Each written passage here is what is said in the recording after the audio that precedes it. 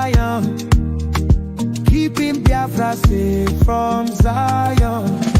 Oh, Mama Biafra, your children they cry. Finland free our Prime Minister. We no go lie. Our enemy they try to annihilate. Free am now before it's too late. Freedom no be small something. Now waiting we dey demand without fronting. Biafra land we want them strong. We Simon Ekpa we go march along. From the east to the west we dey shout. Mama Biafra, yeah, I'll call no doubt. Enemies close, but we stand up tall. Together we rise, we no go follow. Oh, Mama Biafra, your children they cry. Finland free our Prime Minister. We no go lie. Our enemy they try to annihilate. Free am now before it's too late. In unity we go dey strive. Fight for freedom, we go alive. With courage and strength we dey fight. Mama Biafra, our guiding light.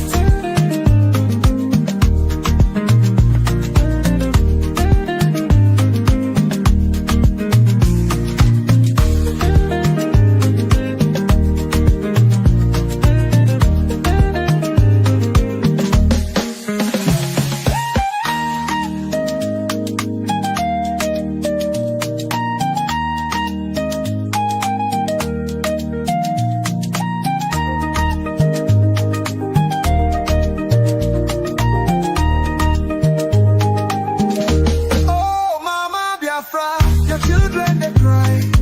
Finland free our Prime Minister. We no go lie.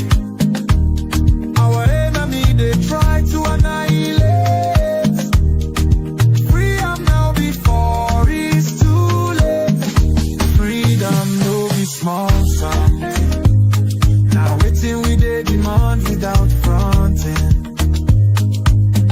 Biafra land we want them strong. Simon Ekpa, we go march along. From the east to the west we dey shout. Mama Biafra, yeah, I call no doubt. Enemies close but we stand tall. Together we rise, we no go fall.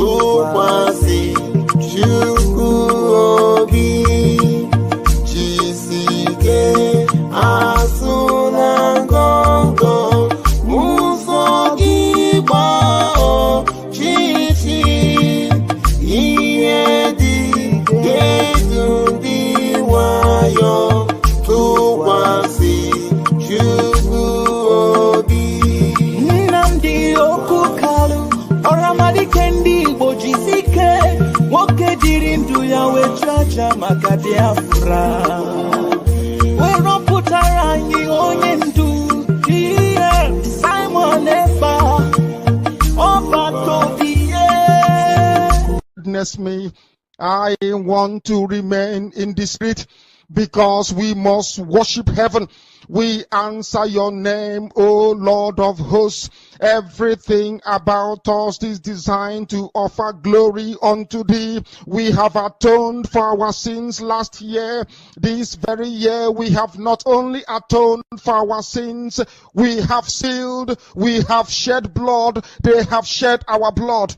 We have let our sacrifice be made unto thee. Even on the 30th of August, as we are being felled killed by the bullets of the enemy, by the workers of iniquity and of darkness, we remain very strong today to beckon upon thee, to ask you for your mercy and for your grace, to ensure that your kingdom is restored upon the face of the earth, that you can bring your healing hand to bear upon the life of those of them that you created for one singular purpose, and that purpose alone, which is to worship you in truth and in every honesty. Is there any way that we have erred? Is there any way that our ancestors may have sinned? We confess before a congregation of the whole of humanity to ask you, oh Lord of hosts, to have mercy on us.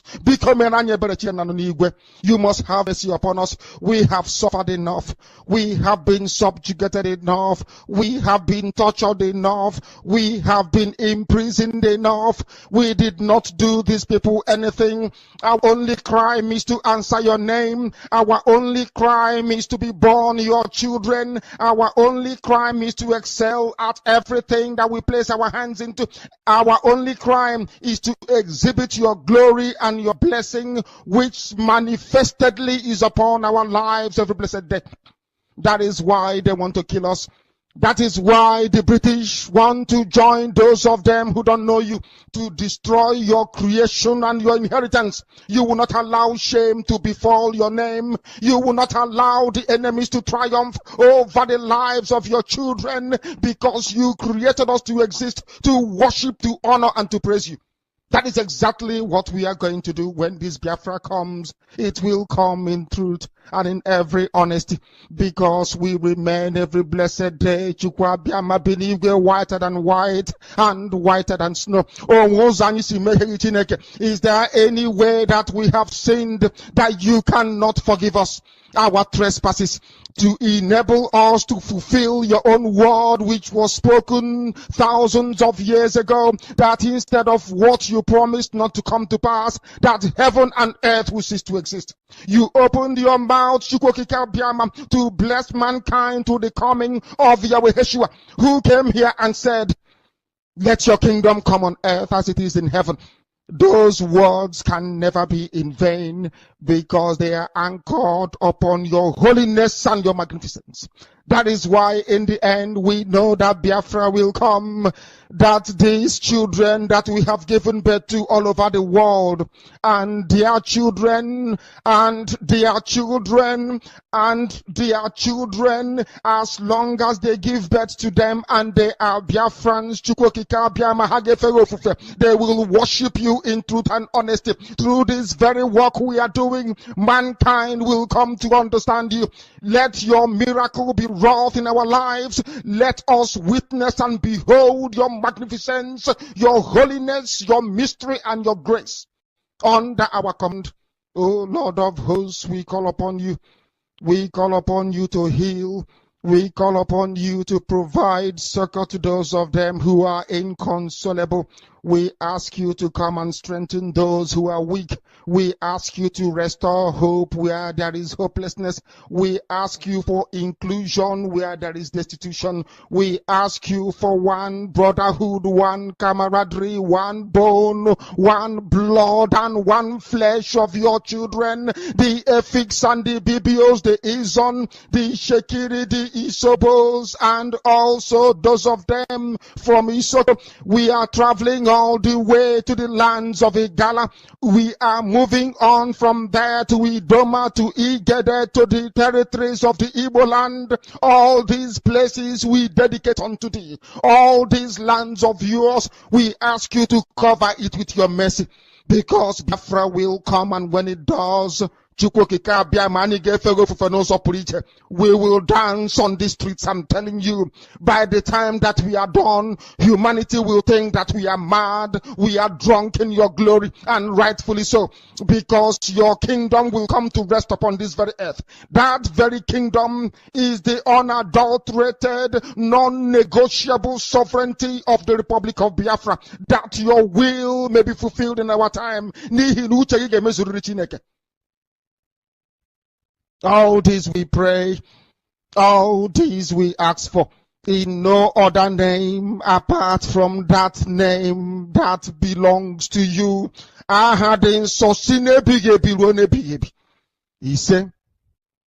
He said, unless you understand your role in society, you can never ever make any meaningful contribution. According to the Greeks, there are three types of people on this earth: the idiots, the tribesmen, and the citizens. People don't know the meaning of the word idiot. They think it's an insult. It's not an insult. When the Greeks used the word idiots, they did not use it as a curse word. Idiots are people who just do not care. That is the original meaning of the word. If they write exams, they will cheat. If they are in government, they will steal. An idiot does not care at all.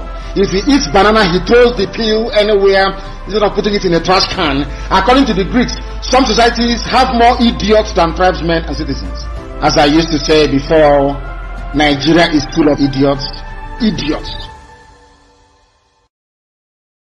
I want to let the world understand what the so-called founding fathers of the Zoological Republic actually said about Nigeria. Since 1914, the British government has been trying to make Nigeria into one country, but the Nigerian people themselves are historically different in their backgrounds, in their religious beliefs and customs. They do not show themselves any sign of willingness to unite. Nigerian unity is only a British invention. Alhaji Sir Abubakar Tafawa Balewa, 1948, a founding father of Nigeria. The second one, Nigeria is not a nation. It is a mere geographical expression. There are no Nigerians in the same sense as there are English, Welsh, or French. The word Nigeria is a mere distinctive appellation to distinguish those who live within the boundaries of Nigeria and those who do not. Chief Obafemi Awolowo, 1947. Now, lastly, let me tell you what Nnamdi Azikiwe said in 1964 after the so-called independence of Nigeria. It is better for us and many admirers abroad that we should disintegrate in peace and not in pieces. Then, should the politicians fail to heed this warning, then I will venture the prediction that the experience of the Democratic Republic of Congo, which is Katanga, will be a child's play if ever it comes to our turn to play such a tragic role. These are the historical facts that nobody can deny. We have it in abundance. So, their three founding fathers have, none of them actually believed in one Nigeria. All their founding fathers. But tomorrow now, you see Guardian write the founding father. Our founding fathers will be disappointed. But your founding fathers never believed in one Nigeria. It is here now.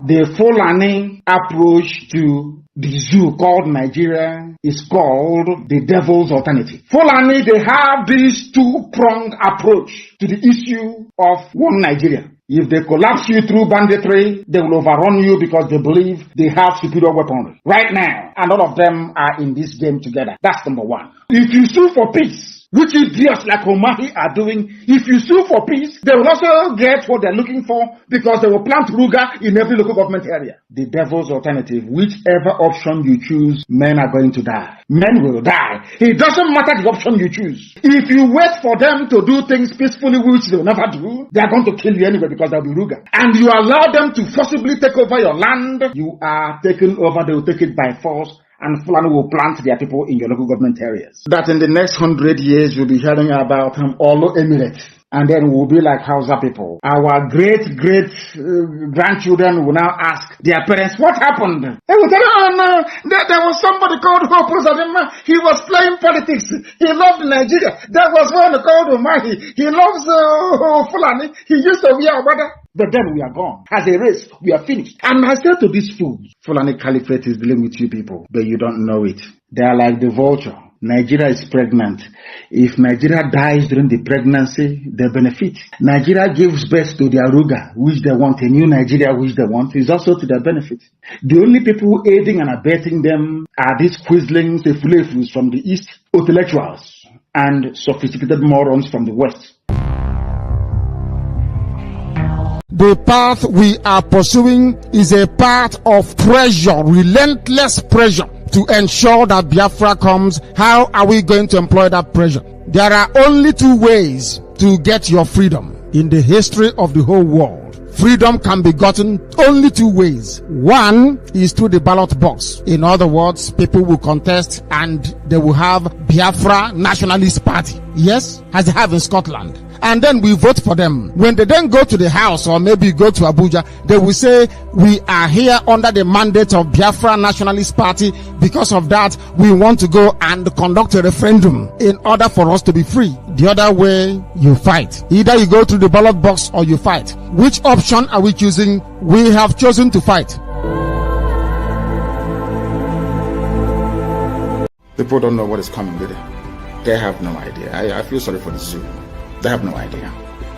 Any day that all of you gang up to support your one Nigeria garbage, the more you're digging your collective graves. Nigeria can never ever be fixed. It's broken beyond repair. Can never be fixed. All right. So we are reading from the book of Obadiah, from chapter 1 from verse 10. He said, for violence against your brother Jacob, for violence against your brother Jacob, shame shall cover you, and you shall be cut off forever. Are you all listening? Let me repeat it again. The book of Obadiah, chapter 1, verse 10, say, for violence against your brother Jacob, shame shall cover you, and you shall be cut off forever. All of you have seen the way the people who claim to be fighting for Biafra, you know that this is a special week we are, okay? What has happened today? Some of them, all the things they have done in the past, they have gone back to it and start taking glory. They are taking glory. After they wage violence against their own brother. Let me read from 11. In this one, go to Nigeria.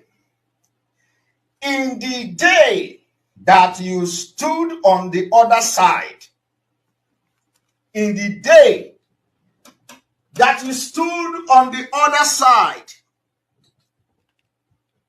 in the day that strangers carried captive his forces, when foreigners entered his gate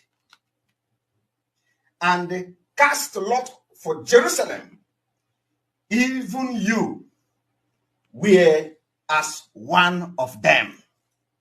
Hey!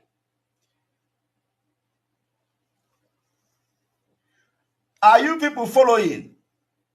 The book of Obadiah, chapter 1, verse 11, say, in the day that you stood on the other side, in the day that strangers, Fulani government and their politicians, strangers carried captive his forces, when strangers entered his gate, when strangers entered our land and they cast lots for Jerusalem, even you,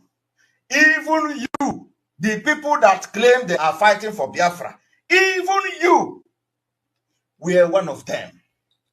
Even you were one of the strangers. Even you were one of those who have come to carry the forces captive. Those who say Simon Ekpa is their problem, Simon Ekpa will remain your problem. Those who say Biafra will not come, you will not live to see Biafra. Or for Aijaga.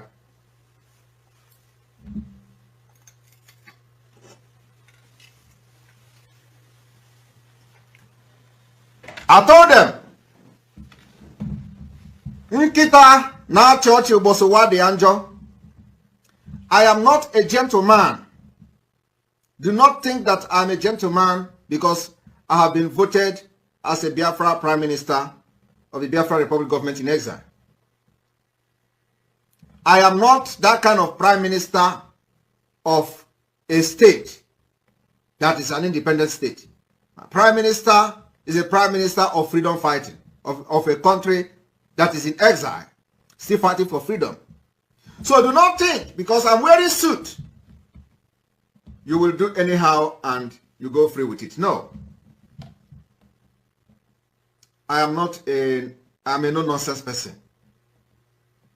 And I will hunt you with everything in me, legally and otherwise, when I want to. So those who make Simon Ekpa their problem, Simon Ekpa will indeed be your problem. And everything that follows me will be your problem. It is very, very funny that some people, after having had the opportunity to sit in a meeting with me and know how I handle things, they allow the devil to possess them. And they begin to make mess of themselves. They fired the first shot, they failed. They fired the second shot, they failed. And they know that I never miss a target. I never miss a target. And I will never miss a target. I will strike when you least expected. I want to encourage every Biafrans to be very, very, very resolute and focused. The difference between us, the Biafra people, and those that are blackmailing and propagating all manner of falsehood against us is that they are two-faced people, corrupt, very unbalanced people, and we are not two-faced. These people that are parading and spreading all this falsehood against us are those who believe in Biafra and they believe in Nigeria. So only one, under his leadership, His Excellency Simon Ekpa. Anybody that is confusing anyone or telling you there is another, no, there is nothing. There's just one, recognized by His Excellency Simon Ekpa. And we can pray. Once he has that communication, Biafrans, we understand that Obato Obie does not take no crap from nobody. No matter who you are, you must respect that authority. That authority is the only thing that can protect all of us. But we thank God, somebody said this is a transition period. If these things does not happen, Biafrans will not know who is following our Prime Minister, who wants him to fail, who wants him to be out. So this moment is ordained to happen so that Biafrans will know who is who in this restoration process. So on that note, I welcome everyone in the area of any indictment or anything, because we know our Prime Minister didn't do anything wrong. He is doing exactly what we are doing. All the killings that the Southeast and South delegitimized governors are doing, that is what our Prime Minister Simon Ekpa was preventing. That is what Nnamdi Kanu was preventing. And the whole world have seen how Finland took away our Prime Minister. And within that period, hundreds of innocent Biafrans have been murdered by Christopher Musa and Tinubu using the reintegrated terrorists that they imported into the Nigeria territory. That is what is going on. And that is something that Biafrans have risen up and said, no more. So we are still waiting for Finland to accuse our Prime Minister of anything.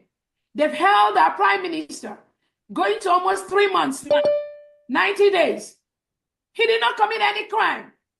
But from what Finland has done, we have now discovered there is a history of what Finland is doing to suppress Christians, to suppress freedom of speech, and to destroy innocent Biafrans using the globalist agenda, which Finland is part of right now.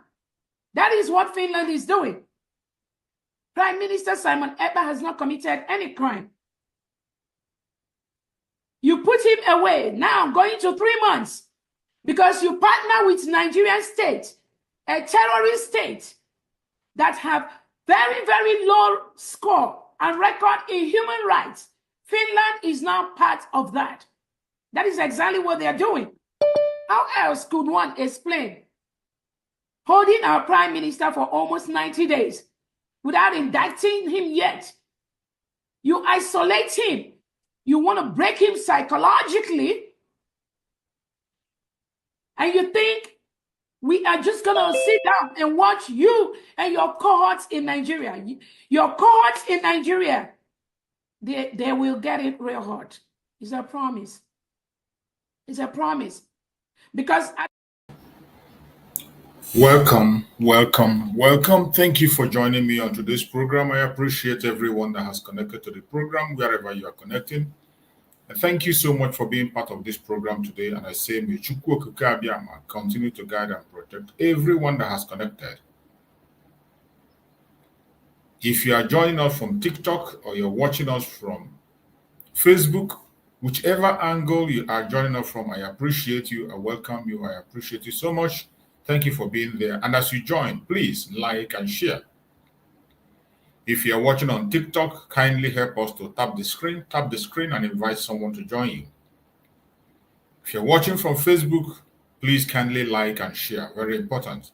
And those of us who are on David Harbour channel where I'm hosting the program, I welcome all of you. I appreciate you. You know the right thing to do. As you enter, you invite someone to join you. Don't be here alone. Don't be here alone. It is a time that we must carry this message to the highest level. Radical evangelism that we are told to embark on. This is the time. If you don't do it now, I don't know when you are going to start evangelizing. So, as you join us on the comment section, you should also try to invite somebody. Share in your WhatsApp group, share in every group you belong, invite your friends. Very, very important. For those who are joining us for the very first time and those who are going to come across our video for the very first time, this platform is a platform that is standing with the United States of Biafra. The United States of Biafra that was declared on the 29th of November 2024 under the command of our Prime Minister, Mazi Simon Ekpa, and on the Supreme Command of Mazi Nnamdi Kanu. Today, under the leadership of the Deputy Prime Minister, Dr. NgoziOrabueze, the COS. In this platform, we do not come here to instigate violence. We don't come here to preach hate. We do not come here to attack people or individuals. We do not come here to attack any race or religion. What we do in this platform is to speak the truth and nothing but the truth, and to bring the plight of the Biafran before the whole world. That is what we do, and we will continue to do so as long as we have life, we have breath. It is a path that we have chosen to serve the Biafran people on media. So what we do here is to let the world know the true situation of things in Biafra land, the atrocities of the Nigerian government in Biafra land. We expose it here, and that is what we will continue to do. In this platform, we come here to debunk every lie that has been told against the Biafran people, the lies that have been told against our Supreme Leader, Mazi Nnamdi Kanu, those lies that have told against our Prime Minister, Mazi Simon Ekpa, and the lies against our Deputy Prime Minister, Dr. NgoziOrabueze. We expose the atrocities of the zoo, the war they are waging in Biafra land, the genocide going on in Biafra land that nobody seems to be speaking about. In this platform, we bring them to the public for the public to know. We make sure we tell our story, the truth and nothing but the truth. We don't allow people to hijack the story and begin to tell lies about us, and we keep silent. We have been very silent for a very long time. And that is why there is a gang up against us, and the world seems to believe those lies, but not anymore. My fellow Biafrans, as we have gathered today, once again, as we always do, we will continue to preach this gospel. It doesn't matter how they try to stop us.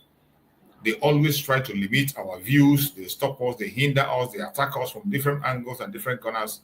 But in the midst of all these restrictions, we will continue to do what we have to do, even if it's only one person that we can reach. Chukwu Okike Abiama knows how to spread the gospel, and he will spread it. Those who are supposed to hear will get the information. Remember, every morning when we come here, it is always an interactive section, a section where we come to interact with the Biafran people. A time you have the opportunity to join us here, as long as you are watching from David Harper channel, you are entitled to come into the program, air your opinion, ask your question, say your prayers. That is what we do in this platform. The only thing we ask you is that when you join us on the platform, please make sure you appear in a decent manner. And when you are asking your questions, make your questions in a very civil manner. We are not trying to gag you nor take out your opinion. You are entitled to your opinion. You are free to say what you want to say. But when you are saying that, do it in a civil manner, because the whole world is watching. The United States of Biafra cabinet are watching. So if you want to make impact with your word, you must make sure you express yourself in a manner that people will understand, so that you can get the response that you deserve. I welcome every one of you that have joined us. And today, the topic we are discussing says, sacrifice is the pinnacle of patriotism. Stop making Biafra restoration success about you. We move. Today's program is going to be a general advice for most of us Biafrans because of what is happening today.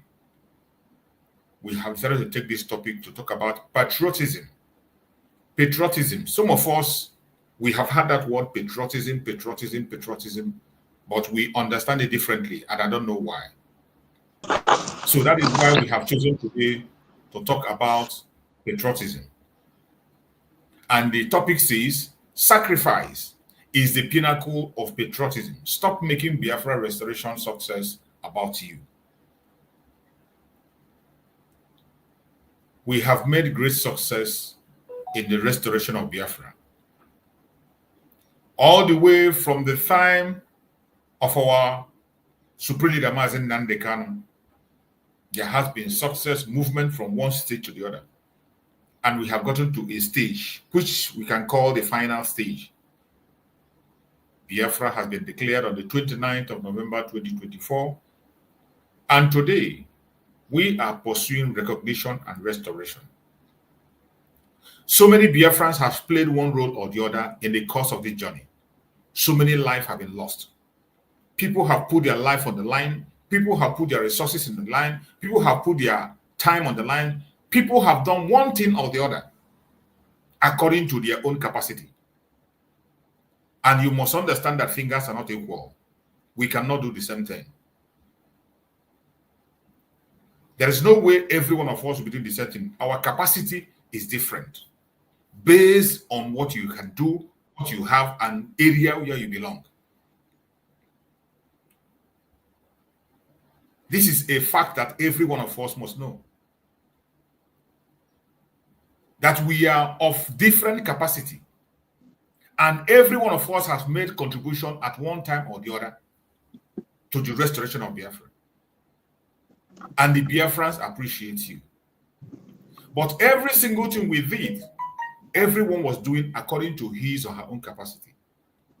There is nobody that is a sacred cow, or nobody that says he knows it better than the other, or there's nobody that will come and claim that he sacrificed more than the other. Everybody is making sacrifice according to their levels, what they know, and where they belong. Some of the things those of us do and abroad doing today, those of us doing abroad, we are doing it because we have the opportunity to do that because of where we are. Some of us abroad, if you were to be in Nigeria, we cannot do what we are doing today. We cannot speak the way we do. We cannot engage the way we do. If we were to be in Nigeria, it would be a different case.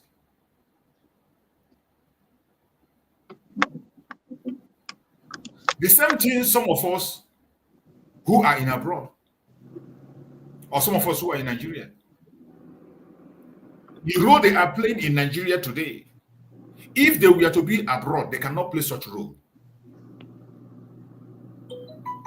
If you are not living in the zoo, if you're not living in Biafra land, there's some kind of role you can never play. It doesn't matter what, you can't play that role because you are not there. Everybody has their area of jurisdiction, and it is very important that wherever you have chosen to serve the restoration of Biafra, to serve in the restoration of Biafra under this government, you must focus on that direction. You are appreciated by the Biafran people, and don't make it about you. Don't see yourself as if you are the one making the great sacrifice. Nobody can claim to make the great sacrifice, including the elderly ones, the young ones who are not even who can only come and clap and clap and clap and shout praises. They are doing a lot. Including those who are putting their widow's mite. They are doing a lot. There are some today who you can't see them. They do not talk. But when you come to financial support, they are doing financial support, even without saying a word. Without even mentioning their name. Secretly, they don't announce it. They just go to the website and they make their donations. You can't see them online talking. Even you call a meeting, you cannot see them. You can't see them in any gathering. That does not mean that you are making a sacrifice more than them. They are playing their own role. They get engaged in their business, do what they are doing, and they get the money and they invest it in the struggle. You wouldn't say because it is your face that is coming, you're not coming to talk, and now you have become the greatest sacrificer in the restoration. It is bad. It is very wrong. And in patriotism, when you want to be patriotic to your country, you do not make it about yourself. Patriotism is about giving willingly. Giving willingly. The thing you know you can be able to sacrifice. Those things you can know, you will give out without requesting, without expecting praises. You give without expecting praises. That is how to be patriotic. But the problem we are having today in this restoration is that everybody is making it about themselves. There are so many people in this struggle. In various angles, they are making it about themselves. In all areas, in the government, everywhere you are participating, when you find yourself in a position where you are supposed to play your role as a patriotic citizen, do it and hands off. Go according to your limits, because we know the strength is not the same. Effort is not the same. Finance is not the same. Experience is not the same. Go to the level you can be able to hold, and after that, hands off and let the rest of people continue. As we say, this is the self-service that we are giving to Biafra. Nobody is being paid. A free service you give to your nation, nobody is being paid. And if you are a patriotic citizen, you know you are doing it for Biafra. You don't expect praises. You don't expect clappings. You don't expect somebody to come and shout and praise you. Some people today, they make the struggle about themselves. Whichever role they are playing, wherever they found themselves, the next minute, when they perform a particular thing and they see that their face is out, they begin to demand accolades. They begin to demand accolades. Some of them begin to see themselves as without them, that the Biafra cannot come. Some begin to see themselves as so important that without their presence, the Biafra. And you have heard Mazi Nnamdi Kanu himself say that even without he himself, Biafra will come. If Mazi Nnamdi Kanu say, take me out and Biafra will come faster. But today, we see people in different offices, in different areas of this restoration, making it about themselves. When you give a suggestion and the government decide to follow the majority, based on their own knowledge, you get angry. You want everything to be about you. You want your own instruction to be obeyed, even when you don't know what you are talking about.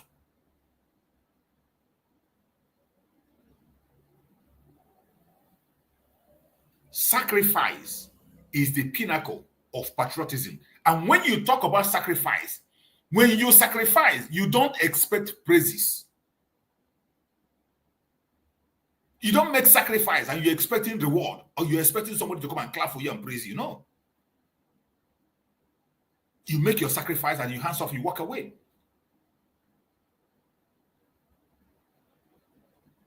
Your recognition will come when the time comes. You don't have to demand for recognition.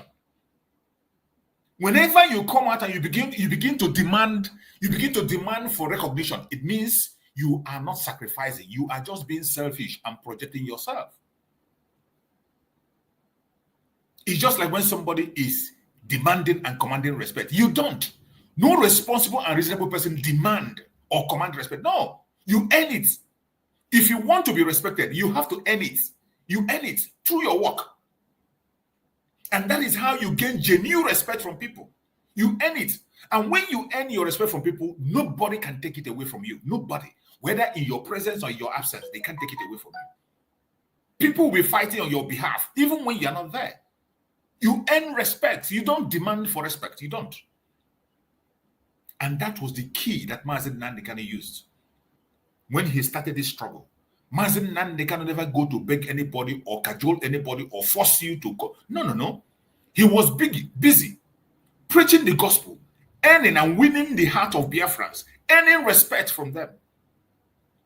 The same thing Mazi Simon Ekpa when he came. While the DOS were busy commanding and controlling, pushing their command and control, what they said will happen.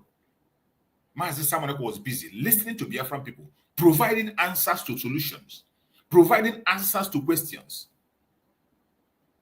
But some people were there, busy, commanding and controlling. And while they were doing all that, the Biafrans were watching. And of course, Onyejigo Keuneso. They knew the people who were on the right path. They know the person who is actually speaking for them. And Mazi Simon Ekpa won the battle, hands down. Today, the battle is still on. And you can see Dr. NgoziOrabueze busy working, providing solutions to the problems. Busy talking about how to win recognition for Biafra, how to defend our land, how to do this and how to do that. Very busy. Responding to questions. Coming out one time in the other, speaking, even in fundraising, making speech, giving Biafrans answers that they are demanding for. But there are people who are there, busy, destroying everything that she's doing. Even when she goes out to represent them, they will come there and speak against her. Even when she's doing something that is going to favor every single one of us for our collective interest, whether you believe in her or you don't believe in her, whether you like her or you hate her, when she is in a platform to speak for the benefit of all of us, you will see somebody working against that. What are you going to gain? What are you going to gain? And the funniest thing that the same person will come out and begin to talk about what he or she has done, or how important you have been, or the role you have been. When you listen to them, most of the people causing confusion today, it is always about them. They will always tell you the sacrifice they have made. And I ask you, what sacrifice have you made that is greater than the one that others have made? What sacrifice have you made? There are people today who are living in the bushes 24/7. And there are people who cannot even step in the street 24/7. There are people who are fasting, not eating, not because they don't have food to eat. 24/7. There are people who have not seen their family, their wife, their children. And there are people who are in the grave today, in the grave, because of this issue of Biafra. Nobody even mentioned their name. Nobody knows them. So many men who are in the front fighting, none of us will even know them. You don't know them in person. You don't even know their name. You don't even know they exist. But they are there fighting. And most of them lose their life. There are so many in the hospital. And you sit somewhere. You begin to claim glory for yourself. Begin to tell me how important you are or what you have done and what you have not done. Each time I see somebody exalting himself to the level of telling me, do you know what I have done? I just look those people as people who are, I don't know how to describe them. Once you make that comment, it disqualifies you from everything you are doing.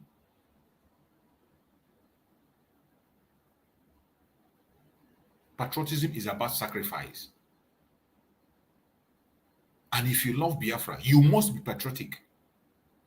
You must be patriotic to the cause of Biafra. Anything anything that will cause distraction, you would remove your head and eye, your mouth from it.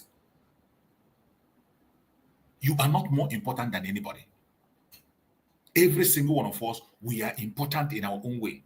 In that little thing you think is a small thing that somebody is doing is very, very important. And you must acknowledge it. The more we continue to dance around, begin to make the struggle about us. So many people today are making it about them. You want to exalt yourself. You want to put yourself on the front line. You want to make everything about you.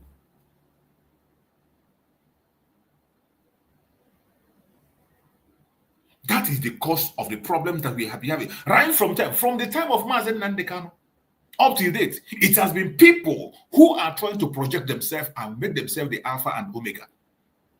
People who have feel that they are so special that without them, nothing will be done. And to their disgrace, each time they fall out, things become much better than it was in the past.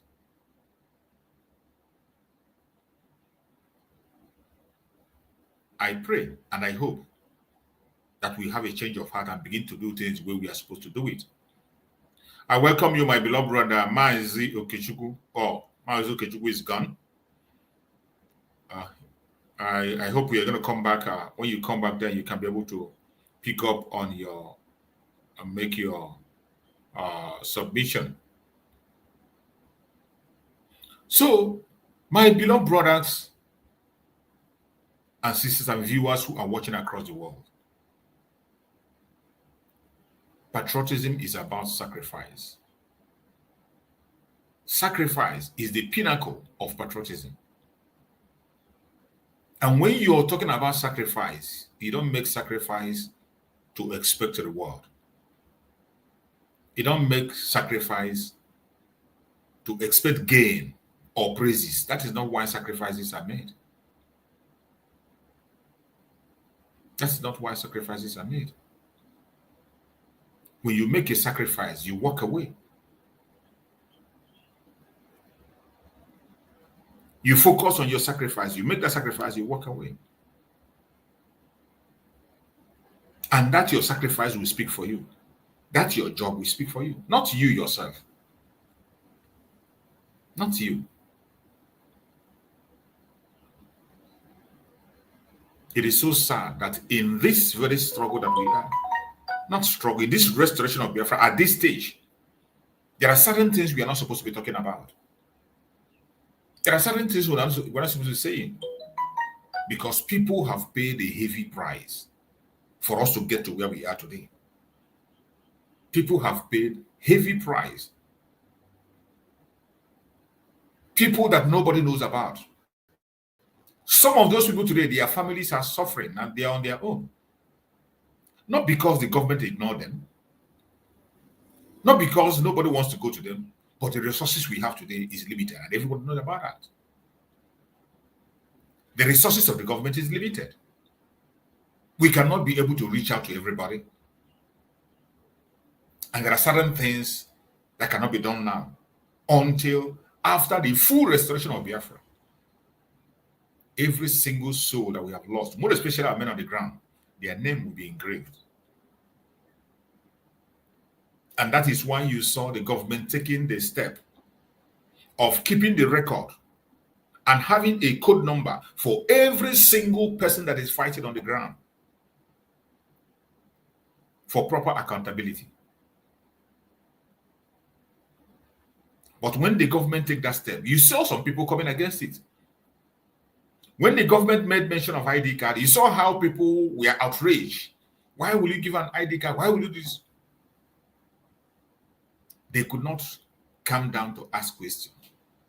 They begin to make it about themselves, that they know everything. You must not do this, you must not do that. But we have lost a lot of people in this struggle that nobody can give account up to today. So many souls have lost. Nobody can give account. So many people have been in the forefront. Nobody can give account. Even up to today, we still have some people today who are in exile, who ran away, who fought on the ground, and they ran away. Nobody can trace or give account or be sure that this person. That is why sometimes you see them, they contact us on media. Somebody will just call you and say, I have fought for Biafra. I was in Biafra Liberation Army. I did that and did that, and I need help. I am in so place. There is no means you can be able to verify. No means to verify such. The government decided to create a means of verification for every single soldier so that we can be able to give account of our men on the ground. Then instead of people applauding and supporting that move, they came against it. Some were saying all manner of things in their mouth.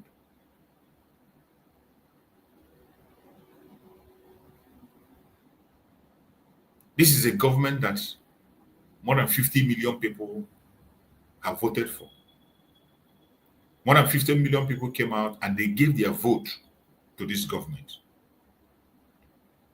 They told Master Simon Ekpa, go ahead, we are with you. Take us to the promised land. And Master Simon Ekpa, who was then working with the COS very, very closely, took up the challenge, went ahead, pushed us to declaration, and Biafra was declared on the 29th of December. And some group of people began to fight that very declaration. And recently, you see some of them making a video still talking about December 2nd. That is how idiotic some people can be. A program that was held before the whole world saw it, that the declaration was made on the 29th, televised and streamed across the world. And yet, somebody will come and tell you, oh, the declaration was 25th. It was on the 2nd December, not 29th. Only for personal gain. So that you can project yourself as the Alpha and Omega. And the same thing is happening again in most of us in the media. Unverified information, impatience. You just want the people to know that you are the very first person that talked about this matter. You are the very first person that brought this information. You will not have time to verify. And consider whether if it is something that has to be said or not. But simply because of the traffic you want to draw, you want to be the very first person to be spoken, and you speak, you end up speaking out of line. It becomes about you. When you speak, it becomes about you. You see people in their platform, most of them, they'll be telling you what they have sacrificed, what I have done, what I have not done. There are people that have done very great work, risk their life, risk their family, everything, and they never come to speak. They never come to speak. So many of us have lost loved ones. So many of us have lost family members, brothers, sisters, very close friends. We don't come to shout about it. You keep silent and continue to move on because it is about patriotism, to be patriotic to your country. It is sacrifice that we have to make. And it is not about us. It is about our collective interest. Everybody putting effort in area they know they can perform. But unfortunately, there are some of us who has refused to see reasons. Some of us continue to make this very Biafra restoration about themselves. And I tell you, sacrifice is the pinnacle of patriotism. And in sacrifice, you don't expect and wait for praises. You don't. You don't make a sacrifice and you begin to exalt yourself. No. That is not sacrifice. Whenever you begin to mention yourself, you begin to call yourself name on what you did and what you did not, it's no longer a sacrifice. It is not. It is not. Because you're already taking your glory. You're already taking your payment. You're already taking your shout out and commanding it by yourself. So how do you call that sacrifice? How can it be a sacrifice when your own motive was to advertise yourself as Mr. A or Mr. B who did this and who did that? So that cannot be called a sacrifice. Judging from your motive and the way you speak and the way you present things, it means that you were making it about yourself. We have seen some people come and boast. Oh, I was the one that did this. I was the one that did this. I did that. I did that. I did that. You announce it. And you call that sacrifice. I doubt. That cannot be sacrifice. Neither will it be patriotism. You are not patriotic to your country. That's not patriotism. It is not. It is not. It is not every truth that is truth. I have said it several times, that for you to know the truth, when somebody says, oh, I'm telling you, for you to know the truth, first of all, look at the motive behind that truth. Look at the motive behind the truth. That is the only way you can be able to know if somebody is telling the truth or not. It is not about the spoken word. No. It is not about the spoken word. Your motive will show if you are speaking the truth or not. There are so many lies out there that is coated with the truth. People say a lot of things to exalt themselves as a person. People say so many things to make themselves important. And they tell you it is the truth. You make the topic about yourself. You make yourself the talk of the day. It is about exaltation of your personal self. It is not about sacrifice or patriotism to your nation. It is not.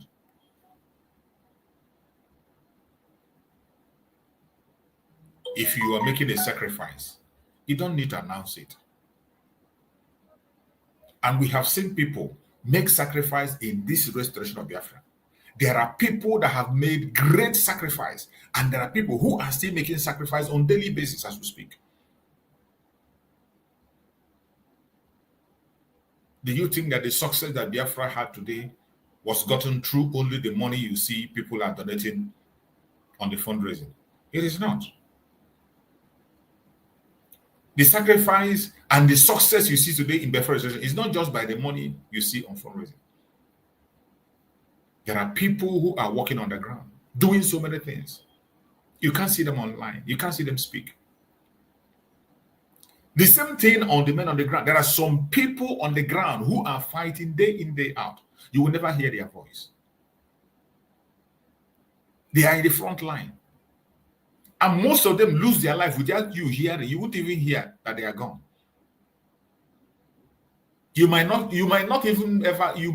ever hear about them then. You might never hear about them. If not for this time now that the government is keeping record of the men on the ground. If not that the government is keeping a good record now, keeping a record to identify every single soul, so that at the restoration of Biafra, their name will be engraved in a stone. My fellow Biafrans that are watching wherever you are watching from, we must continue to support the United States of Biafra government under our Deputy Prime Minister, DrNgoziOrabueze. Don't be a distraction. And don't make the restoration of Biafra about yourself. There's no a time. Once you make it about yourself, you have failed. You have failed. We are talking about a government, and the decision has to be taken by people, not one person. Majority carries the vote. That is what they say. Democracy. It doesn't end in one person. Even the Deputy Prime Minister doesn't take decision on her own. She can only make a suggestion. She makes a suggestion, and the members of cabinet looks into it. If they are good to go, it should be carried out. She cannot impose anything on the cabinet or on the Biafran people. Even sometimes the cabinet might take a decision. When you see how the people react towards it, you might look at it again or give them a reason why this must happen. But some of us do not have patience to even listen the reasons we are things we are done the way that we are done. Just like when we talked about self-defense. When we talked about self-defense, all hell break loose. Propaganda right, left, and center. And I begin to ask myself, how can any reasonable person be fighting against self-defense? Even without being told, without being preached, without being talked to, you should know that self-defense is your right. It is your right. What the government did was only to remind you of your right and tell you to implement that your right fearlessly. But you saw people going against it. Something that every country of the world is implementing. Self-defense. Even the Zoological Republic, they are implementing it. Even they are planning to implement more on self-defense. And I'm going to play a video. This video I'm about to play, I want you to pay attention. I think the person that is speaking here is the DSS chief. The DSS chief was making a suggestion, advising people on self-defense, how they have to protect themselves. Exactly what the government was initiating. Exactly what the government of Biafra was planning and initiating. The zoo is going to that direction now. The zoo is doing the same thing, equipping their people. But the government said it, and people began to say one thing or the other, began to attack. You don't see things from your direction alone. You can't know everything. Every one of us have our area of specialization, just like we have the defense section. In defense today, the people who are there are experts. These are people who knows more about defense. The Secretary of Defense has been there for when Simon Ekpa was there. He has been there. Most of this success that is recorded then, he was there when the success was recorded, and he saw it. He was part of that success that he saw. The success that we praise today, the success that we appreciate today, the deputy, the defense secretary was part of the success we are celebrating today. The deputy also is a well-experienced person who has served in the U.S. Army. Somebody who has fought in the front, gone to one other phase. So it's not as if it is novice that are telling you. And when you talk about security issues in securing a country will go to any length, do everything possible to make sure that they carry out their duty. Even if they have to use the enemy to overcome, they do it. A country goes to any length, the defense department, they go to any length to make sure they carry out their duty. Including if he has to go to the extent of using an enemy to win a war, they do it. We have seen even strong nations of the world operating in different angles. And you want the government to come and tell you everything they do. You want the defense to come and take permission from you before they do anything. You want to sit in your house and you begin to direct the defense department of what to do. You are a joker. You are a joker. I want you to listen to this video. Let's pay attention. Listen to the advice that this is DSS chief in Nigeria. Listen to what he said. Let's pay attention and hear what he has said. To mobilizing to curb insecurity. I'll share experience with you when I was state director in Bauchi. Most of you will remember an incident in Azari. A group of terrorists, the Boko Haram, then had invaded Azari. They were shooting in an attempt to kidnap, and the community chased them. They killed some members of the community, but the community members killed all of them. The last guy, Khalid, climbed onto a tree and was firing. The community stood, they were resilient, and they killed Khalid. Since that day, there has not been one terrorist attack in Azad. As a matter of fact, the former head of state, General Ibrahim Badamasi Babangida, said, and I quote, "If we want to stop or curb this terrorism, we shall emulate the Azari example." Tafawa Balewa also happened to be a local government in Bauchi that was always in flames. And the people of Bogoro and some part of Tafawa Balewa, where the Sayawas are, rose up on one occasion. They knew their terrain better, climbed onto trees and mountains. And when the invaders came, they did not only repel them, they seized their weapons. And since then, you can attest to it that you hardly hear about Tafawa Balewa again. What I'm trying to say, the practical approach to mobilizing people, is that you have to get everyone involved. You do not expect the Nigerian Army, police, DSS, to protect every Nigerian or every community. It is not going to work. Did you hear that? This is the DSS chief of a country telling you that they cannot be able to protect everybody. Now encouraging people to protect and defend themselves. This is the DSS chief telling people that everyone should get involved. What he's preaching here is self-defense. He gave example of 2 villages that were able to protect themselves from the invaders.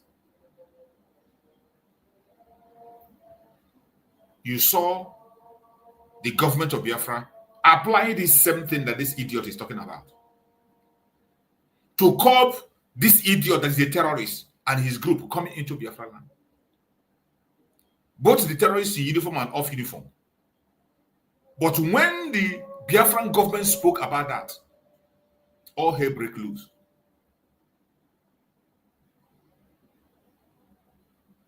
This is a well-equipped army telling you that they cannot be able to secure their people. That it is impossible to keep people secured except the people rise up and form a buffer to at least defend themselves before any other thing happens. This was exactly what the Biafran people implemented. Today they copied it and they are announcing it. The Nigerian government is going the same direction. But when our deputy prime minister brought this as bill, some people fought against it. What you don't know is bigger than you. In any level your experience does not reach, calm down. Be a listener. You must not speak in all topic. You must not suggest or speak in every topic. There are some topic that will come out. You see that this topic is about you. You take your mouth away from it. Be a listener. We are all learning. We are all learning. And as long as you're a human being, you will continue to learn until the day you go to your grave. If you fail to learn, you will only bring disgrace to yourself.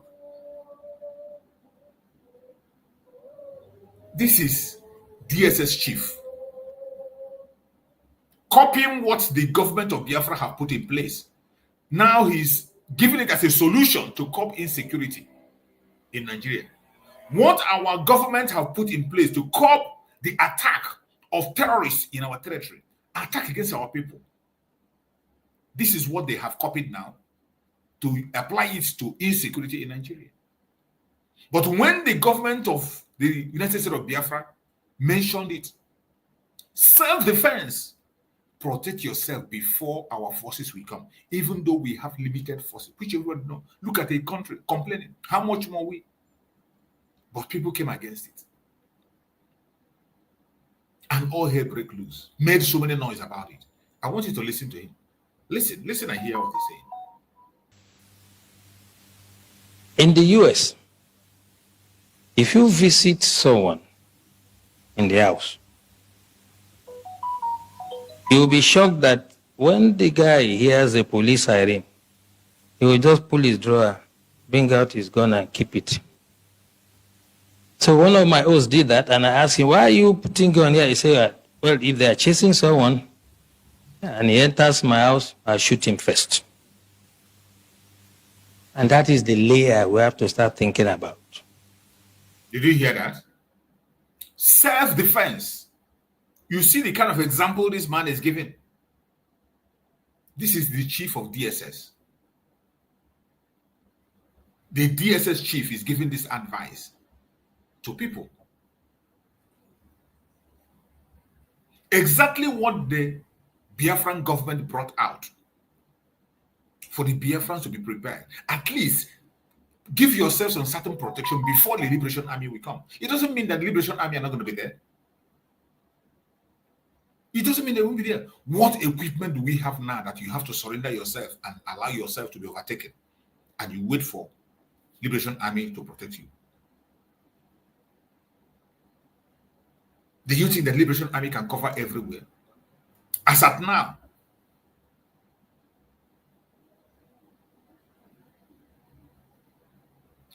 when a country is encouraging self-defense, these are people who are already functional. They have the equipment and they are already self-defense. Let alone we, that our defense is not yet strong. We are just managing what we have. And we ask the people to join hand and make sure that the land is defended. And people fought against it and speak ill of it. Keep listening. How can you create first line of defense? The military, police, and other security agencies are to deal with the bigger ones, the organized ones. But it is impossible for us to deploy it to every community in the country. It is unimaginable that any security agencies that has the resources to do it. So as we live here, we all belong to one community or the other. What we have to start experimenting is how we can make the community to prepare first, if the first line of defense for us. General Wahab said it clearly. And for me, there are 3 takeaways from his lecture. By the way, the general and I were guest speaker at one program in our office, so I'm not surprised that his dexterity. He has developed some sort of expertise in what he does. But 3 things for me. He asked us a question. What is our own culture? Our culture is communal. We do things together. Festival together. Ceremonies together. Wedding ceremony, whatever. So why can't we fight some miscreants, some charlatans among us together? The community should say, you cannot come here. This is what Tafawa Balewa has done. If you go to that community to attack them, you'll be sorry for yourself. I challenge anybody to try it. And this is the way we have to do. We have to allow some level of armament for the communities, and they can serve as the first line of defense. Second takeaway from what the general said. All society approach is not the first time we are hearing. But what I'm saying, the way to do it is when we live here, those of us who have some influence, the elites in society, discuss with your communities, come to us, get some sort of approval and guidance, and then we can stop these criminals. You can imagine you call sector, let's say sector 4 or whatever, sector of the army, to come to this community if there's an attack. Before they even arrive there, if they attack another community, what happens? This is what we should take away from here. And lastly, he said something very instructive. By the way, I like Osman. He knows who to give time. Have you seen him around here? He has advised himself. So don't run into trouble like the CDS. Okay, so last thing he said to us, which is quite important, is that we should not make this another talk show. And that's why this is my intervention. That security starts from you. There's nothing that is new. 1870 something, I can't remember. The French Revolution, in the street of Paris, they were beheading people. We've had hijack of plane. We'll forget quickly. We've had the wet ear syndrome. We had so many. There's no Matasini and whatever. There will always be security problem. So when I hear people say this is security in Nigeria, as long as human beings exist, there will be security problem. The issue is the response. We have to take that mentality away. What is the security agencies doing? Who, apart from a tree, knows that they want to come and cut him and remain standing? Only a tree.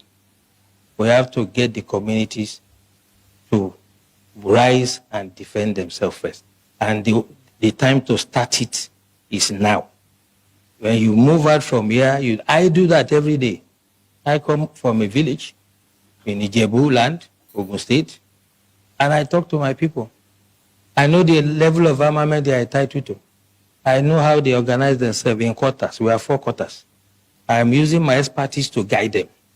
You cannot wait for the military to come and do everything.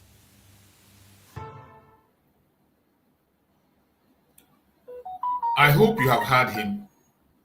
That was the Director General of DSS speaking. Director General of DSS encouraging self-defense, asking people to defend themselves. And you have heard him give many instances.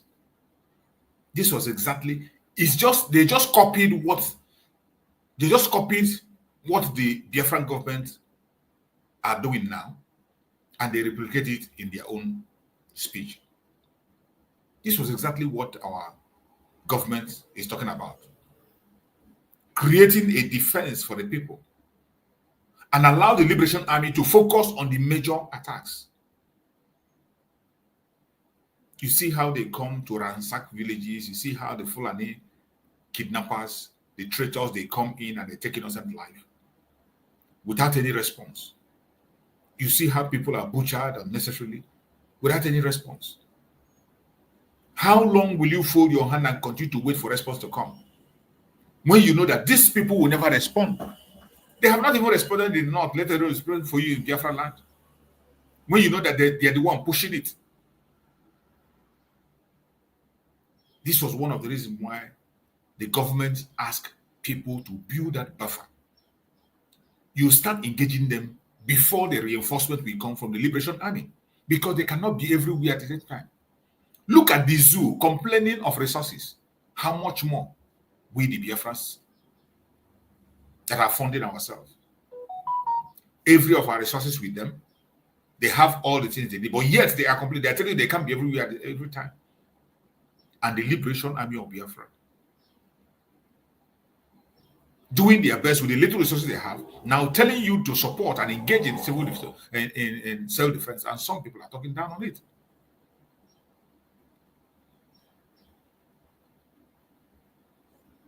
It is so sad. Sacrifice is the pinnacle of patriotism.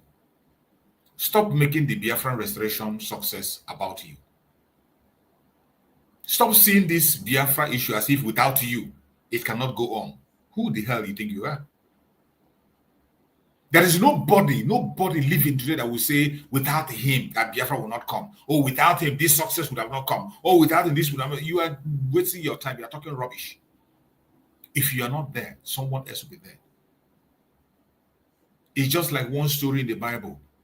There is a story in the Bible where a prophet thinks that he's the only person in the city. I've forgotten that person there, that prophet that said that, thinking that he is the only one in the whole city. There's no other prophet. But when his eye was opened, he realized that there are prophets hidden in every nook and cranny. That you are playing a role today doesn't mean that you are the only one that knows how to do it. There are thousands of people. If you step out, so many thousands of people are going to step in. You heard Mazen Nannekano say, whether he's dead or alive, Biafra will come. That even if they take him out, it will come faster than you expect.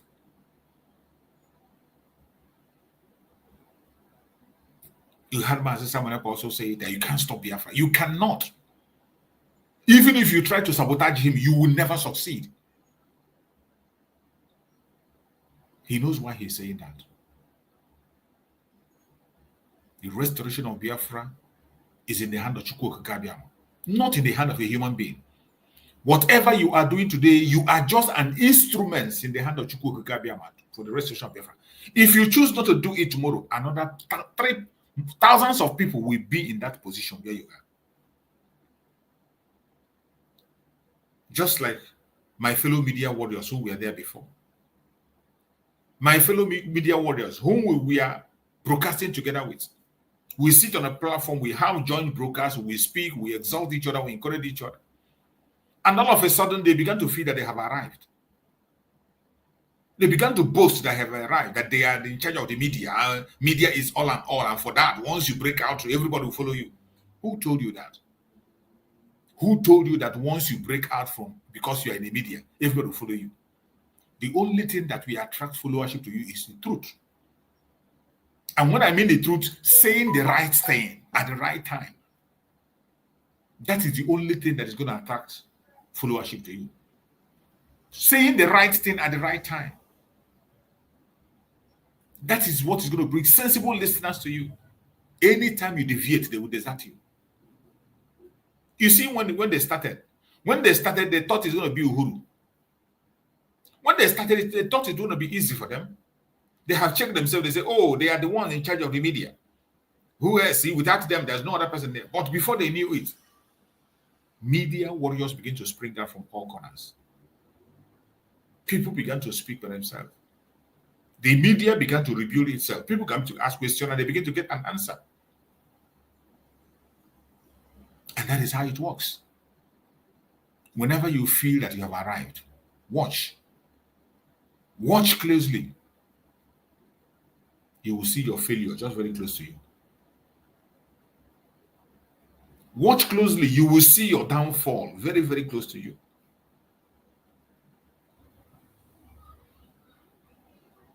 Patriotism is one thing Biafrans must learn how to do.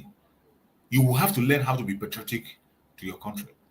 Let everything you are doing be about Biafra. Your sacrifice is to Biafra, not to any human being. And that is why you must not expect any praises from anybody.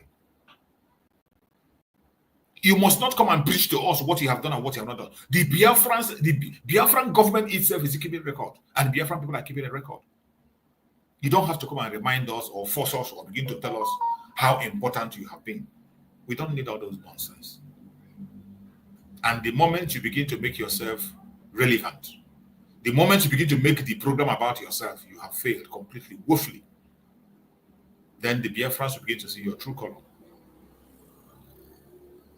It will now become clear that you have never been making any sacrifice. It has always about your selfish interests, your personal ego. Your personal ego, that is what it's all about.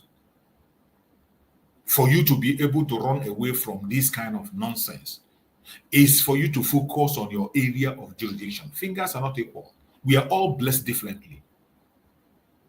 Everyone is blessed differently. If you know where your own blessing is, focus on that and enjoy the time. There is division of labor in life, in everything. In this government, there is absolute division of labor. Focus on your own area. Focus on your department.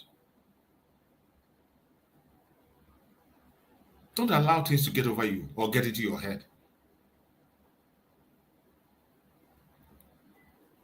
It is not every information that you pay attention to. There are some informations you say you ignore. There are some informations you see, you don't talk about it.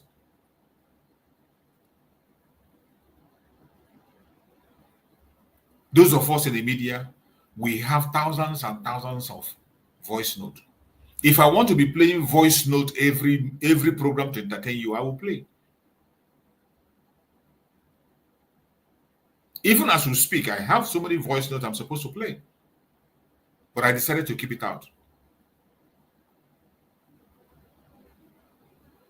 But everybody should advise him or herself.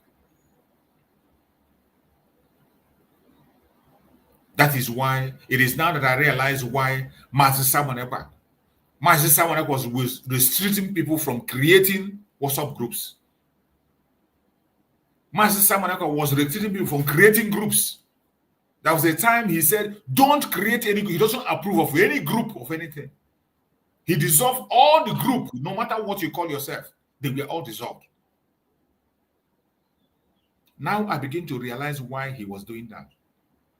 You know, sometimes when a leader does something, you won't understand. You will not understand. Oh, that's why you must have patience. When you hear something or you see something being done by those in leadership, give them time. Watch and study. At a point in time, Mazi Simon Ekpa banned every group. Every group. He said everybody should come under one umbrella. He went to the extent of saying that even in contribution, some people will say, oh, they are contributing money, they gather and contribute. He said, come and contribute individually. Let it be individually. Nothing like group, nothing group, anything group. Master Samuel canceled it. Because some people do not know how to manage fame. Some of them, what they do is that when they go into that group, they form a cabal in the group. They make the group about themselves. And before you know, our people so emotional, they begin to exalt one person among them in the group as their leader. As they are the one now who will decide what will happen. And when you give them an instruction, they will go back and begin to discuss what have been instructed for the Biafrans to do. They begin to feel so important that they are the one in control of the affairs of the Biafrans. And that is what is going on today as we speak. Somebody somewhere formed a group and you begin to call them different kinds of names. And when something is discussed in the cabinet or discussed in the government, you go and begin to rediscuss with your own group. And when you really discuss with them, you now summarize and you come now and launch them out against the government to counter what the government have spoken or what the government have done. This was what Mazi Simon Ekpa saw. And he put an end to any group. He said he doesn't want any group. Don't create any group. Even in donation, he doesn't want it. Come individually. Come to fundraising, donate. That was why he went to the set of saying, when you come, you donate, you call names one by one. Call name. That group, he doesn't want it. Some of us have forgotten that Mazi Simon Ekpa banned the group. He banned the group. There was a time, even was every group, he banned it. He doesn't want to hear about it. Because what the people do, there are people who cannot manage information. They can't manage fame. Very little fame, they begin to misbehave. Give them a little opportunity, a little power where they find themselves as in position. They begin to act abnormal. And that is the problem we are still facing today.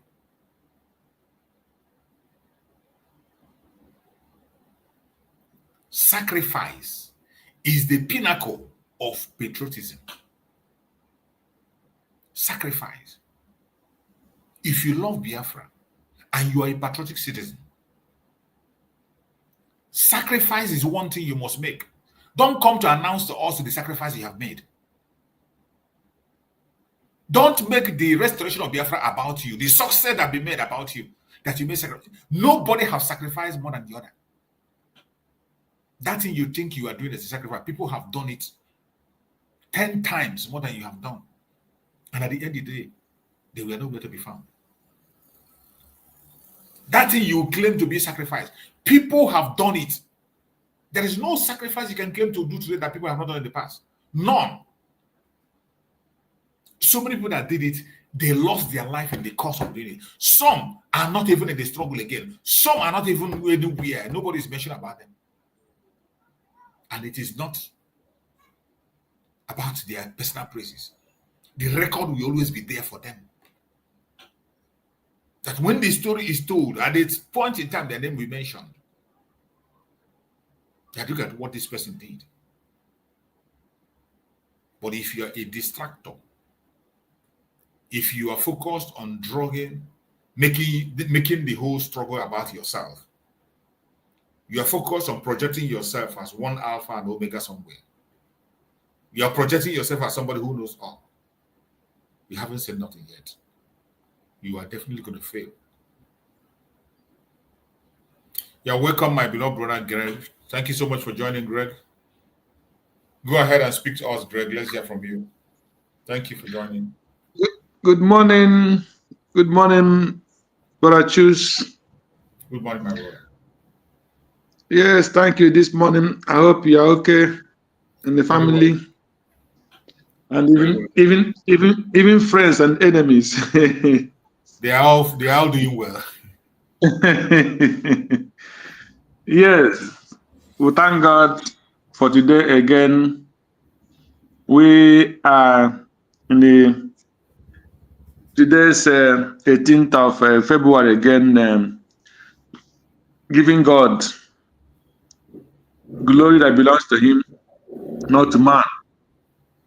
Because as long as He gives us the grace to be alive, and every morning you stand up on your feet, it's a very big blessing. So I thank God for that.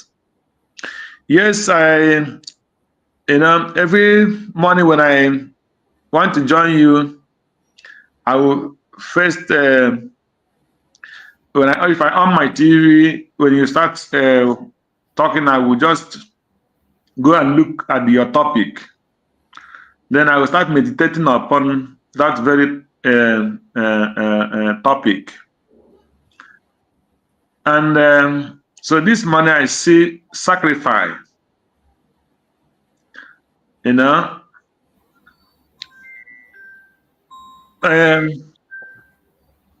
It's always difficult to get people who understand what sacrifice is all about. Any person that is really know what the meaning of sacrifice cannot say, without me, this thing cannot happen. Any person that know what sacrifice is all about cannot even remember or be proud of what he is doing. He can only be proud of what you are doing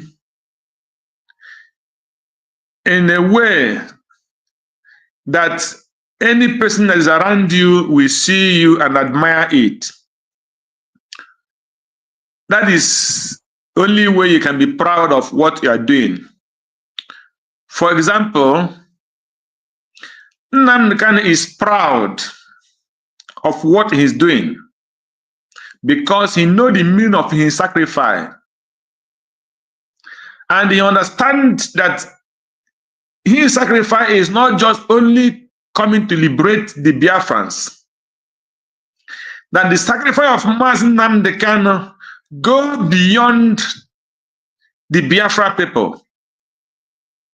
The sacrifice of Mazi Nnamdi Kanu go beyond the Africans. If somebody truly know what it means to be sacrificing. So sacrifice is not just the one that you go to native doctor or to your priest, who will force you, say, go and buy goat, go and kill it in your father's shrine, on this shrine, or go and give it to this shrine, either to God's shrine or to any other shrine, or whatever, any shrine they want you to go and do sacrifice. For me, that one, I not see it as a real sacrifice. It's a sacrifice, yeah. But the true sacrifice is the one that somebody see on his own and think it wise that this is the sacrifice that I have to pay without anybody asking you to come and do it. And you see it as a sacrifice that you're supposed to do. And you started doing it, and people started asking, why are you doing this thing when you know you cannot, it's not profiting you? That is real sacrifice. Because you're not sacrificing, doing that sacrifice because you are earning anything profit on your own person.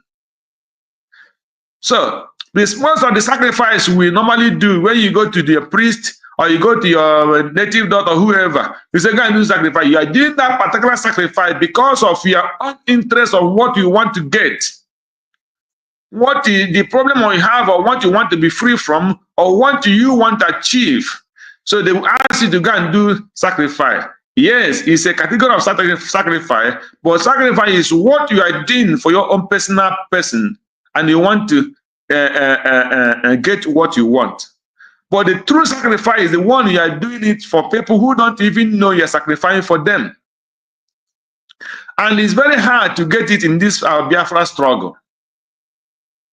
Because most of our people, anytime somebody do something and he take proud of it, and he boasts of it, it's no more a sacrifice for me. That's why sometimes some of my friends say, some will see you as somebody who is too proud. It's not proud, but for you to give me, nobody when I say, so that's what I believe.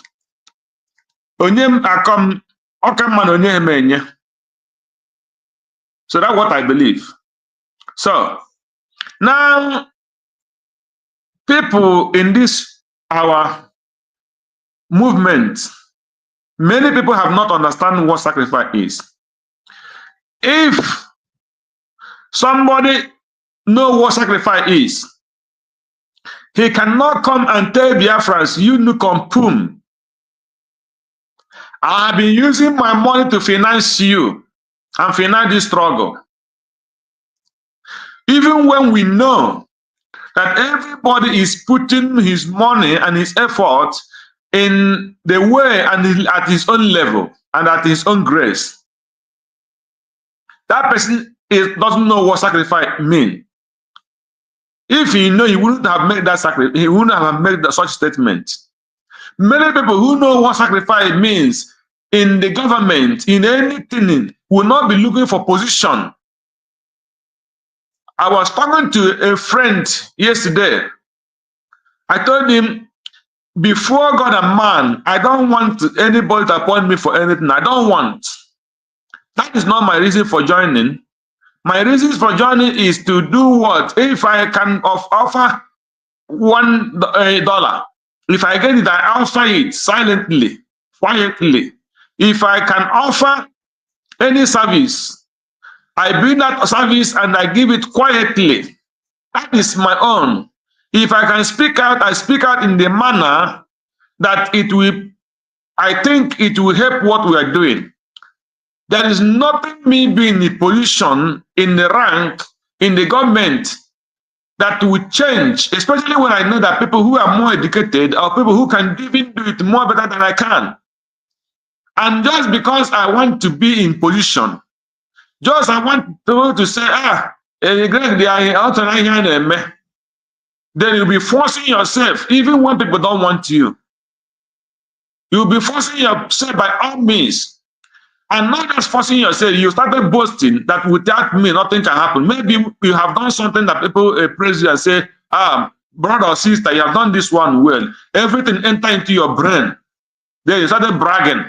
Without me, it cannot work. Well, I know more than even the maker of heaven and earth. When truly any person that is very, very intelligent, any person that have so much information or wisdom, it's very hard for him to come out and boast with it. So sometimes I was asking them, and I said, in this country, they are producing cars, the best cars in the world, the best planes in the world. And sometimes you see with them in the same supermarket. Sometimes you sit with them in the same church. Sometimes you sit with them in the train. And they never boast. You will not even know that these are the kind of people that you are sitting with. It's only if there is anything that happened that you will say, oh, is this man this? Let me give you an example. 2009 or 2010. So I was driving. So somebody called me on telephone. I picked my phone on the traffic. So there is one man that is car that's on my front. As I was answering that phone, and I was in a hurry.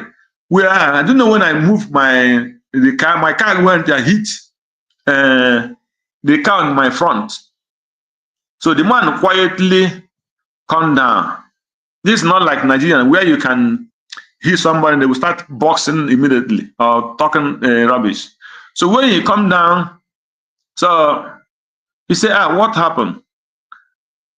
I said, I'm sorry. He said, yes. I said, I don't know, I can't just say what happened. He said, okay. Say, but your car is registered. I say, you see it, yes, it's registered. I say, you have insurance? I say, yes. I said, okay, no problem. So he said, can I call police or you call? I said, no problem, you call. So he called police.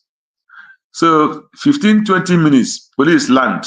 So when police came, they asked me my ID card. So I brought my ID card and give it to them. So they asked him his ID card. He brought his ID card. He is the secretary of the CDU general in Germany. CDU is the ruling party. That was when Angela Merkel was in power. He's the secretary. But the kind of how polite, when the man bring out this thing, so immediately when police see his ID, they call his name. He responds. So, and then they ask what happened. He's just say what happened, and I say what happened. They say okay, that I will normally it doesn't matter who the person is. The police will say okay, exchange your telephone number. He went to his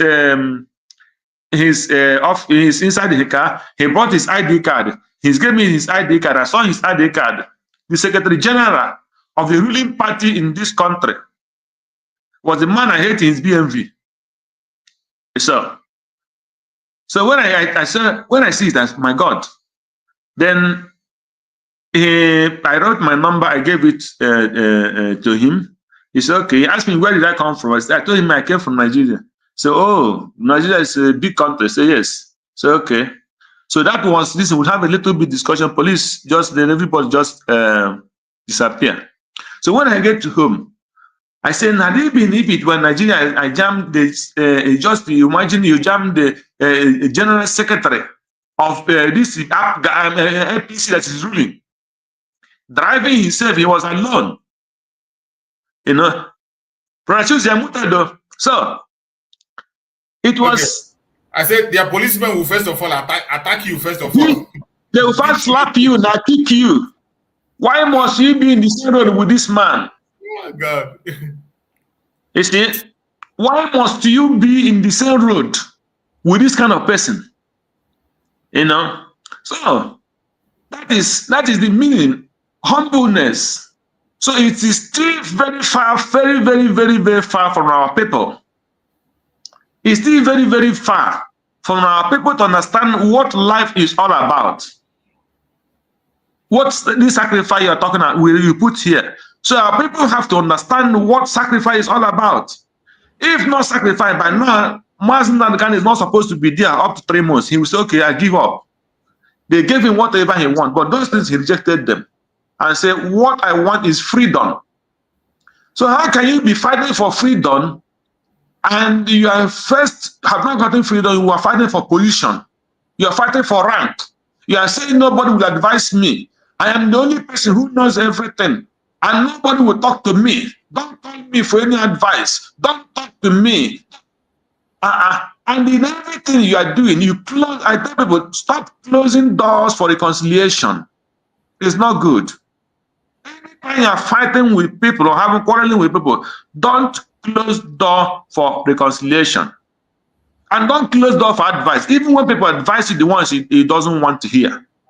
If you don't want it, no problem. When the person finishes advice, you thank him. Because that is, the people might understand advise you according to your own understanding and according to the level of their wisdom. What does that mean? You shut that person down. That he should not advise you. Or you tag him immediately, Sabo. So if all of us is Sabo, who then will go and bring this Biafra? Is it only Nankani because he's in the dungeon that is not Sabo, and Simon Ekpa is not in dungeon, is not Sabo? If they give me this position of DPMDrNgoziOrabueze, if you give me $1 million and say, let me go and still sit in that position, I'm telling you the truth, I will not go. I'm a coward. No.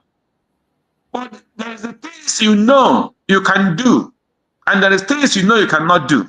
Absolutely. So that is the level of life. It's not just because you know how to talk and you have opportunity to talk, you start talking without holding break. It's not done. So our people should learn what sacrifice is all about. What is sacrifice? The man on the ground must ask himself, why must I live? Why must am I coming here because I don't have a job to do, or did I come to carry this gun to fight this enemy because I really want freedom in this land? So until they start asking themselves that question, if you have not understand the meaning of what you are doing, you cannot get it.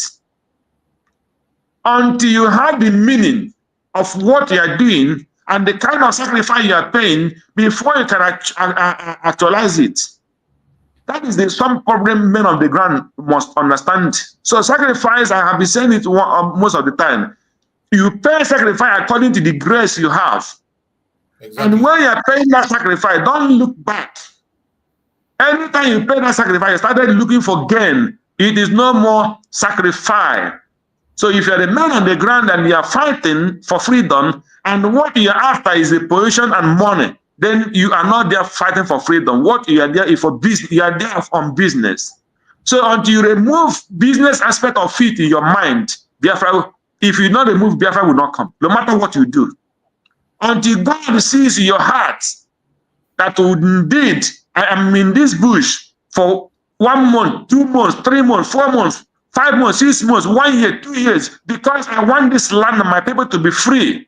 That is my purpose of being here. That is only when God will start looking into and know, yes, these my people, they have suffered, and I will give them that freedom. But if you are there, your mind is telling you, I want to be in position and I want to be what I will get as a money. You can that Biafra can never come until both the men on the highest level and the people on the lowest level understand what they are fighting for. What you are fighting for is freedom. There is no amount of money that freedom can buy. Or can buy freedom.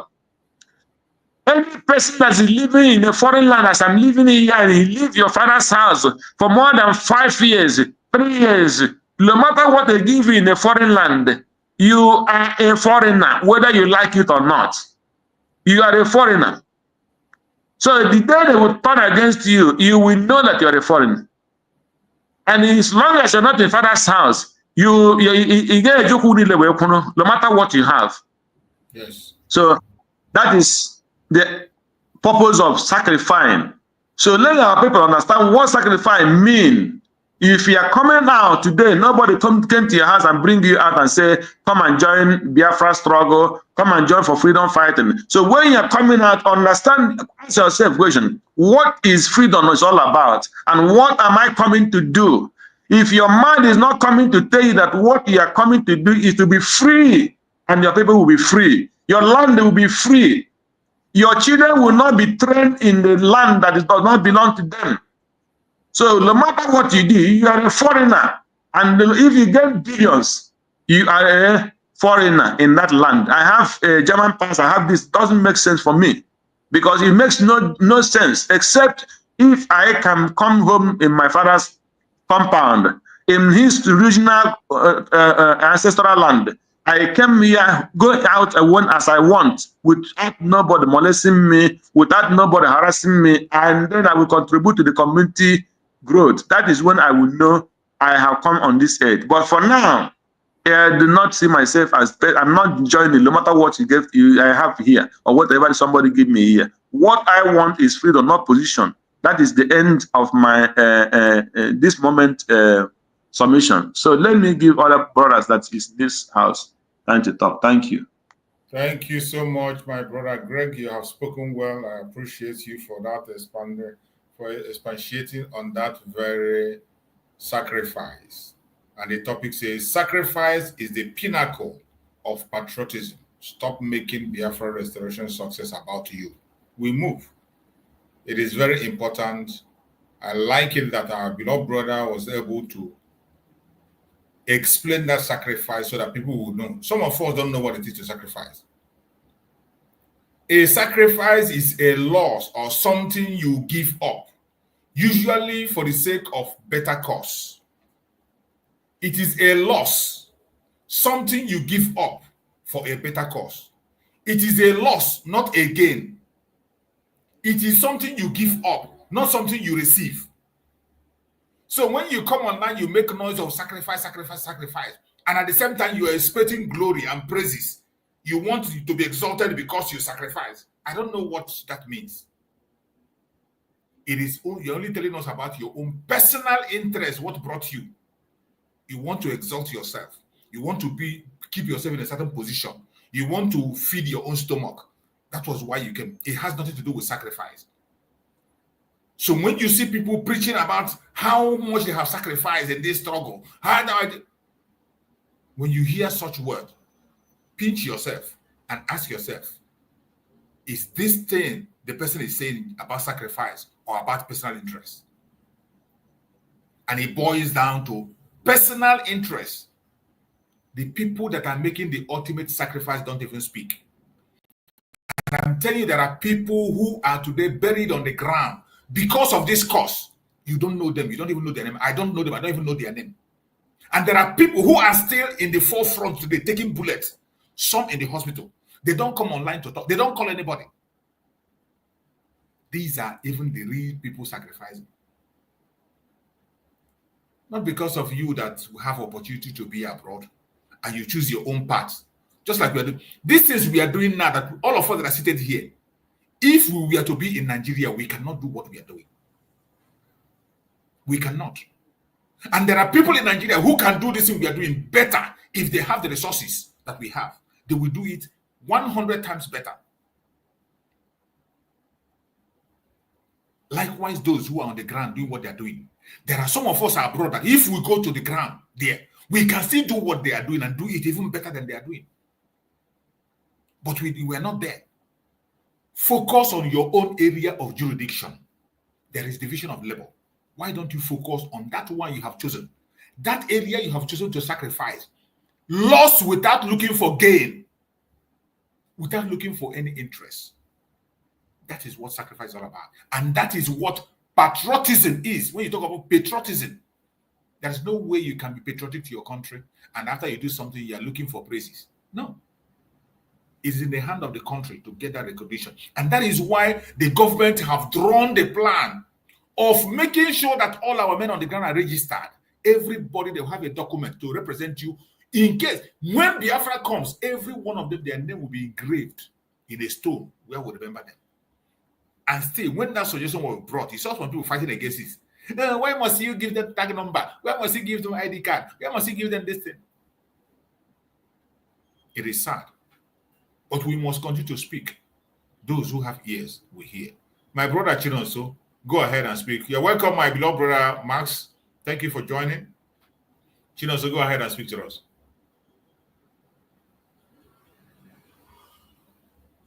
You are muted.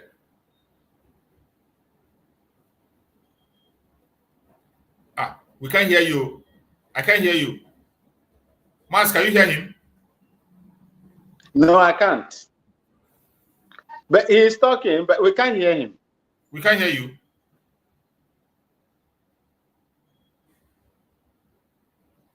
We cannot hear you. No voice. Check your mute button and see, Chinonso. Okay. Yeah, maybe just log out and come back again. So, my brother Max, go on. Speak to us, Max, before he comes back. Thank you so much. And God bless you as usual. Good morning from my little beautiful city of Bolgatanga in Aba East region as usual. May God bless Mazen Namdekan. Continue to strengthen him both physically and spiritually. I know the reason why they are doing what they are doing to Mazen Namdekan. They want to break him. They want to break the spirit of Mazen Namdekan. And Mazen Namdekan, instead of them succeeding, Mazen Namdekan is turning into a dragon in their courts, biting them the way it should be. Glory be to God for for giving us a man like that. Thank God also for Simon Ekpa. I know that wherever he is now, the Spirit of God is with him. The peace of Chukwokika Abiyama and the prayers of every Biafran is reaching Chukwokika Abiyama in heaven. May he be protected. May whatever that he represents be protected in the name of Chukwokika Abiyama. Our people in the homeland, those that are fighting every night and day, protecting my mother's ancestral land, I say, may God continue to bless each and every one of you. You are doing well. You are doing a great job. That sacrifice that you are making, sometimes might take your life, will never go in vain. God will never allow you to walk, to become a truck that made so much money for the master and sleep outside. That will not be your portion. We will succeed. All of you, the government of the United States of Biafra, ministers, honorable members, Dr. DPMDrNgoziOrabueze, the presiding officer of the United States of Biafra, I say may God continue to bless each and every one of you. Those in the comment section, I say may the love of God be with you today and forever as we fight on for the total recognition of Biafra. You see, like the topic said, I want to tell you people today again that the zoo has done it again. In Katsina, they mistakenly lost their coordinates and about 6 civilians are killed, are died through airstrike. These are civilians that have nothing to do with terrorism. These are people that are staying in their thatched house, villagers, farmers that are being ravaged by terrorists as well, that are meant to pay dues in Katsina. And that is where the imposter, Buhari, is living. You just imagine someone that has a wife, a wife, un-Islamic. You are living alone in a house, taking care of yourself at old age, over 80 years, I think close to 80 years now or more, but your wife is different place. That shows you what Mazen Nambekano was saying. The young man with the young hand. The young man with the young hand. Mazen Nambekano said these things and people didn't believe. They attacked him and so on and so forth. Today, the old husband is living in a different place in Katsina, Daura, whereas the wife is living in a different place, un-Islamic. I leave you to judge. I leave you all to judge that. So, my people, sacrifice is something that you give without expecting anything in return. Sacrifice is your heart, your blood that you give out. That is why sometimes when people say soldiers, we are sacrificing, I know I take it with a pinch of salt because there are remuneration and salary reward that you are paid on monthly basis to go and carry arms to fight for your country. Yes. But there are some certain things that you do for your country, and once you are doing it, you don't demand any reward from it. It might take your life. That is sacrifice. What Mazen Nambekano is doing, he is not being paid for what he is doing. The ordeal that is going through in the hands of the enemies of Biafra, he's not getting any reward from it. The reward, as he always say, is Biafra that is about to come. That's the reward. Sacrifice can take your life. It's something that you give, part of your own body, in fact, your entire body. That is what you give. If you really want to sacrifice, that is the reason why I was asking. When they ask you to give account and you refuse to give account, there is something that you are benefiting from there. That is the reason why you are holding on to that seat. You don't want to let go. something you are benefiting. I asked the question, is that volunteering? Because what we do, we volunteer to do what we do. Nobody forced us or conscripted us to come into it. We volunteered to come to do what we are doing. Nobody is paying Brother Chooks. Nobody is paying Awemunu Yokene. My brother Chinonso and Craig. Nobody is paying any of you. You are doing it because of the love of your land. You don't want your land to be desecrated. You don't want people to invade your land and take it over from you and make you, put you in perpetual slavery. That is what pushes me. I can stay in Ghana and say, they are not coming in Ghana, let me stay here. But how do I do with my family, my mother that is in Aba? How do I do with my cousins that are all over the places in that area, in the zoo? How do I do with them? If anything happens to them, it has also happened to me. Once it happens to the eye, it will definitely affect the nose. That is how it is. That is the reason why I said, no, we will put our mouth and urinate in one place so that the form will be heavier to meet up with the demands of the day. We are making sacrifices. You don't demand anything in return. If, let's say, war is inevitable today, there are so many of us who make the sacrifice irrespective.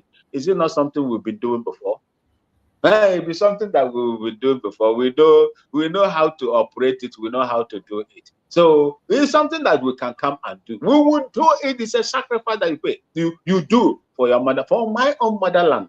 That is what I would do.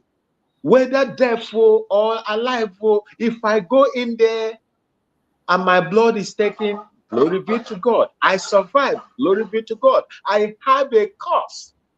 I have a reason for doing what I am doing and what I am going to do for the land of Biafra in the future, if need be. So when you are taking that part of you to do this, the glory can only come. Maybe you will not be the person that will take the glory. Those that are coming behind you, your generation unborn, like the way we remember late Osajafo Kwame Nkrumah today in Ghana, one of the outstanding presidents Ghana has ever produced. Unfortunately, the globalists chased him out and overthrew him. We remember him today. Those that dealt with him that time are today regretting for what they did as at that time. They are regretting.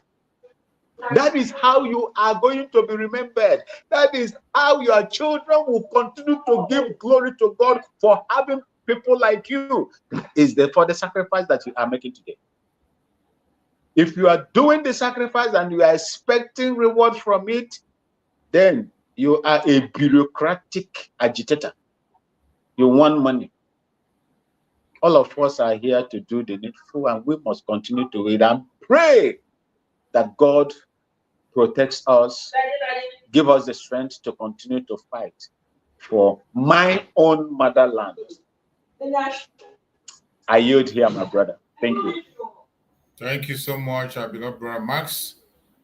Chino, so let's say, take the mic. I hope it goes on now. We cannot hear you. You're not coming out, we can't hear you. What's wrong with you? We can't hear you. They don't block you today. What? The egg don't catch your phone today.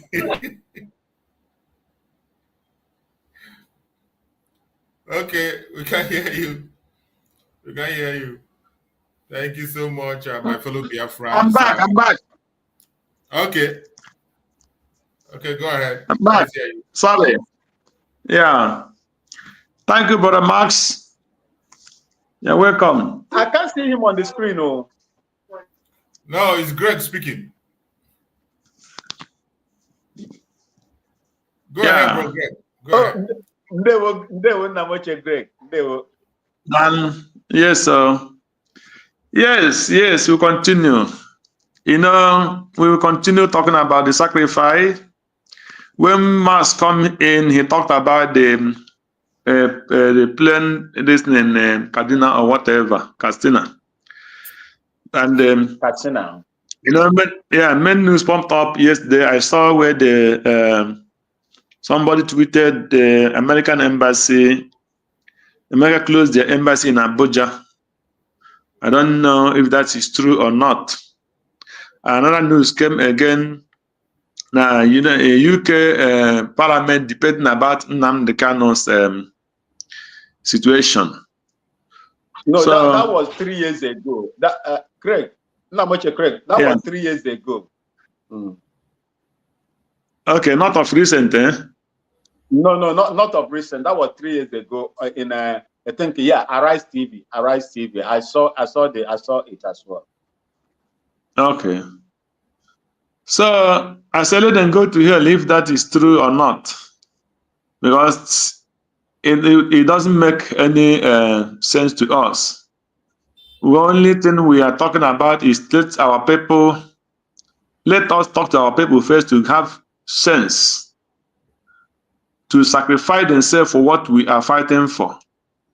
Because if we have not been able to gather ourselves and know the meaning of what we are doing, you cannot be crying that people are not helping you.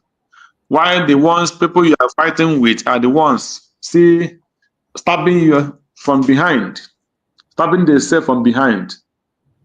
So the sacrifice is what our people must learn and forget about the self-position. Putting myself in position, I want to be the prime minister, I want to be the president. And then when they ask you to come down from that position for another person to work, then he said, no, I want to scatter everything. Why must you remove me? I am this, I am that. So that means that person doesn't know what sacrifice is all about. So any person that is indeed on a sacrifice to make sure that Biafra come, if you ask him and say, brother, this way you are going is not good, he will look back for the love he has for that Biafra. Yes. He will ask, where is the area that I'm not doing is good, and how is it supposed to be? And this is why, and this is why I'm doing this, and this is why this is not supposed to be like this. Because I cannot understand why we can be fighting for independence, and anytime a fellow brother or sister make any single mistake, he would turn to Sabo. Because I want us to just talk about this very word, Sabo. Anytime your brother make any single mistake, he becomes Sabo. So, and not calling him with love. Mazi Craig, sorry to cut in here. They don't call me Sabotaya. A general title for all of us now. A general title. Even Mazi Simon Ekpa, they call him. Even Mazi Nnamdi Kanu, he was called Sabo. So Nigeria, those people, they have abused that word. Go ahead, my brother. Those people that were hailing me that time. Oh, our brother in Ghana. Today, I be even Sabo criminal. Because someone correctly tell him, my brother, this area you are going is not good. This is how it's supposed to be, and that is how it's supposed to be. And he doesn't want to cool down and share idea with you or look into those areas you are pointing that makes him to deviate from what we are doing. Instead, he becomes Sabo immediately. And because of everybody, this Sabo, that's the area I want to touch. Because of calling people Sabo, even when they have not done anything, it will make a lot of people it will discourage a lot of people if they want to do something. Because why I want to come is, had it been like this mistake the military did in Castina, if it were a Biafra man you sent to go there and bomb, and maybe he made a mistake and they will tell you he says, Sabo, why must you bring him into this military? He wants to sabotage everything we are doing. Forgetting that he did it intentional. No matter what he tried to convince them that it is a mistake, they will not accept that is a mistake. And because of that, if you are trying to send another person who will have someone courage, that person will slide by because he wouldn't want to be called Sabo. That's the area I'm coming from. So, in everything you are doing, it is always good. I'm not saying that German word is not bad. That says, he said, trust is good, but control is better. It doesn't mean that you cannot control everything, but you control it in a manner that will show your brother or that your sister love, that you are not controlling it because you hate him. Because every time you start acting in a wrong direction, and fighting and quarreling is has always entered, where people have started cursing each other. There is no amount of advice you give to that person he will accept, because already he will term you as his enemy, and you can never advise your enemy. It's not possible. That is why our people say, so for the sake he have already tagged you as his enemy. Even when you are telling him the truth, he will no more take it because you have brought it in the wrong way.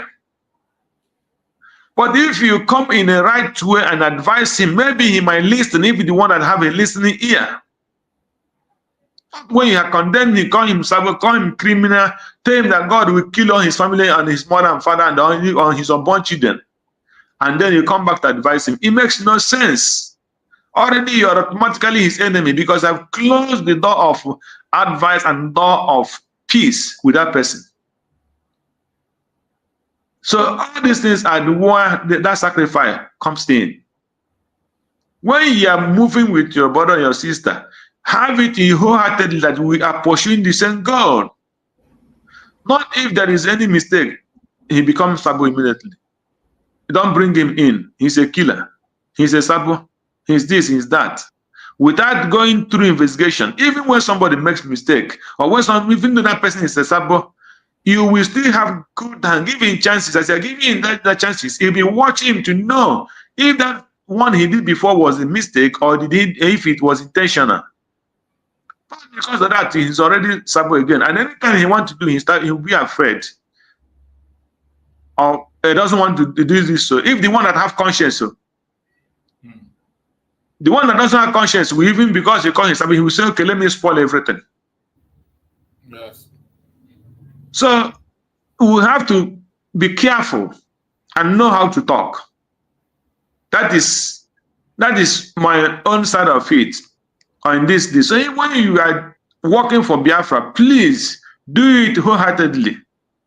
Don't come in with fighting and calling every time. Anytime if you are coming to the meeting, you come like a tiger. You will dress in your house, bath, eat food, wear your clothes to go to meeting. Immediately enter into that meeting, your another spirit will enter you, become a tiger. You forget your purpose of coming to that meeting. Not to come there to create enmity, not to come there to fight your brother or your sister. You're coming in that meeting to find solution. So when some spirits enter anytime you go, you say, no, I am here because I want us to have solution. Not coming to any meeting like a tiger. This person is that. This other person is that. It can never bring peace. And these are the only thing I'm telling you. This is the only thing that has been making this cause delay for a long time. And people must change from it. Let there be a sacrifice. Sacrifice whatever you can. If it's money you can offer with all your heart. If it is service, with all your heart. If it's advice, with all your heart. Whatever you can offer it as a sacrifice and come with a pure heart. So that let this Biafra walk. We cannot be fighting for freedom for 100 years and we have not achieved it because we are not sacrificing and we don't know what the sacrifice is all about and what freedom is fighting is all about. I am not coming to freedom because I see Okeke coming. I'm coming because I understand the first day I entered this country, I give cause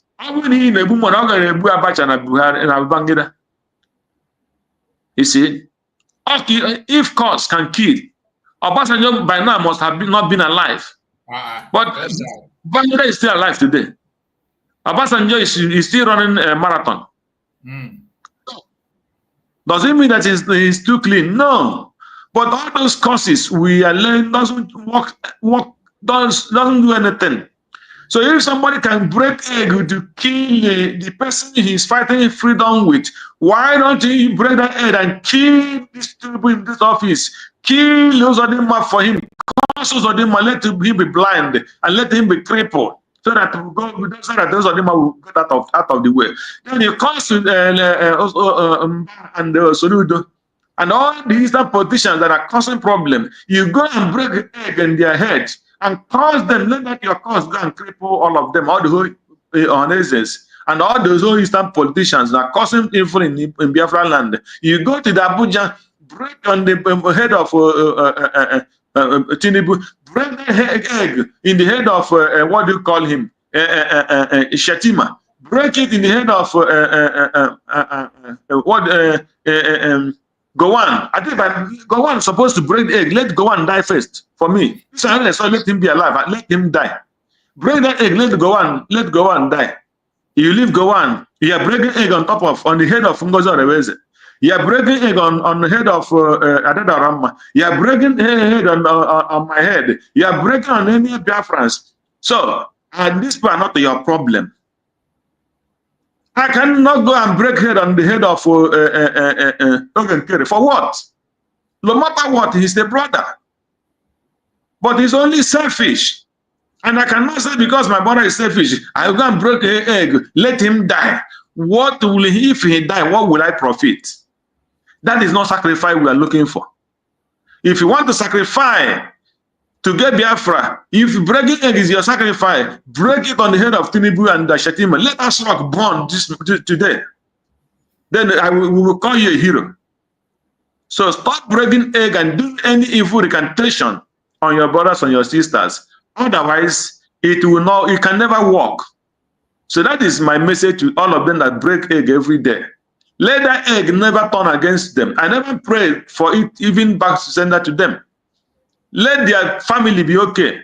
Let every family, Biafran family, be okay. Let us be free. That is what we are fighting for. If you have anything you can do to Tinubu, do it to Tinubu. Tinubu is an old man. He has destroyed a lot of life, both in Lagos and everywhere. Break that egg on his head.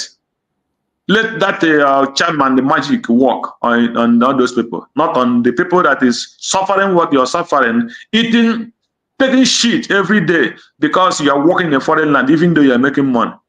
So that is my summit. Thank you, my brother. Thank you so much. I appreciate you for that very submission. You have spoken very well, and I believe that Biafrans are listening, and we will continue to focus, not get distracted. Before my beloved brother Maxwell goes in and speak, I want to ask a question to my beloved brother Maxwell, and I want us to learn a lesson from the question about it's a security question, and that is why I'm putting that question to my brother Maxwell, because of the things that are happening and some confusion that people who are confused. That's why I want to ask this question. And I'm asking that question to our beloved brother Maxwell, who has experience in the security aspect of lives and all this. And my question is this. My brother Maxwell, let's assume you are being made the chief security, let's say you're being made the chief of staff of Biafra to defend Biafra land or to defend any place or even to defend Ghana. To what length will you go to carry out your duty to make sure that that land is being protected? Let's take, for example, if a situation warrants, that you can even use an enemy to overcome the enemy to win your battle, will you go to that length? You see, there are a lot of things that we do when it comes to being successful in our duties, in carrying out our duties. That is the reason why there was a time when we were discussing here, I told you about, friendly enemy forces. There's what we call friendly enemy forces. They are not your friend, but they are not your enemy. But you can still work with them. But when you are doing that, you have to be careful, you have to be vigilant. You have to make sure that the primary purpose of using that route is fulfilled. That your own man and yourself is not affected. And if in the course of doing that, and there is some kind of problem ensued, you have to slug it out as well, because that time they have taken up arms. They have become a challenge to you. So you need to do everything to neutralize them. That is number one. Number two, I can go at any length to do anything that I'm going to do to secure my AOR, area of responsibility, that is given to me, within my reach and within my own capacity, with what have been provided for me. Because if you are not provided with tools that you are going to use to engage, you are handicapped. Your movement and your efficacy is reduced. But once you are really FSMO, full-scale marching order, given, then you have to do everything. If you don't deliver, that is an act of negligence on your own. And the constituted authority can as well query you for being negligent. So you can use any means, anyhow, to get your target or your assignment properly done. Because if you don't do it, your land will be under attack. So you have to do it. Whether you use your enemy, friendly enemy forces, so you at least, it doesn't matter. It doesn't matter. I don't know if I've answered your question. Thank you so much. You answered excellently well, and that was what I was expecting, because you have given this line of discussion here before in your speech, and that is why I asked it. And I asked this question for a reason, and I know that people who are intelligent are going to know why I asked this question. And the key word you mentioned there that I was expecting to hear is that frenemy, using enemy forces to win your battle. And you went ahead to say that if there is any loopholes, you make sure you clamp down on it before anything. I'm so happy that you are joining us on this platform, and I believe that is why in this platform I'm not interested in drawing crowd or speaking in a language that will make them be the one that have first said it. They will say, "Oh, you are the one that break this news," and people begin to run after it. The most important thing is making people understand deep things that they fail to understand. Most of the time when we talk about security issues, we said security issues should not be discussed online. Security issues to be left for the security department. There are sensitive issues you must not even talk about. Every country has these sensitive issues. Every forces have it. Go ahead, my brother. You see, there was a time I told you here, I said, I don't care. For Biafra to come, if Satan descend now that, Awimbun, I am going to help you to get the Biafra, and I see the Satan doing it, I will be happy. But once I'm done, I would put the Satan the position where it belongs, because naturally it's my enemy. But for that moment to accomplish that task, I can still use Satan to do whatever I want to do at that time, knowing fully well that I will be successful and the people behind me will enjoy the success that we have achieved. So that is how I will put it. Thank you so much, my beloved Max. You answered excellently well. And for those who really want to learn, who are seeking for answers, I believe that answer you gave will solve a whole lot of problems. Hold on, please. Forgive me. You see, If you remember, this thing that you've asked now, that it has been, it's under, they are applying it. Let me use it. They are applying it in Igbo land as we speak, in Biafra land as we speak. Absolutely. If you remember Sheikh Gumi said, use the Igbo youths to fight the Igbo people. It wasn't long. Soludo established Akune Chamber, whatever they call it, target that they are using to do what they are doing, and innocent people are being fired.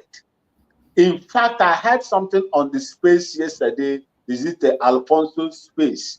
It was my enemy, but anytime I go there, I speak Biafra entirely and make sure I denigrate that entity that is making us, suffer the way we are suffering today. They say they have decided now they are even arresting people without bra. Don't worry, don't go there. We will go to that. I will play the video before we discuss it. Just be patient. I will play the video, then we'll discuss that. Let's hear from Okosisi. Okosisi, go ahead. Let's hear from you. Yes, my brother. Welcome. Maz. No. And True Survivor. My brother, True Survivor. And Greg.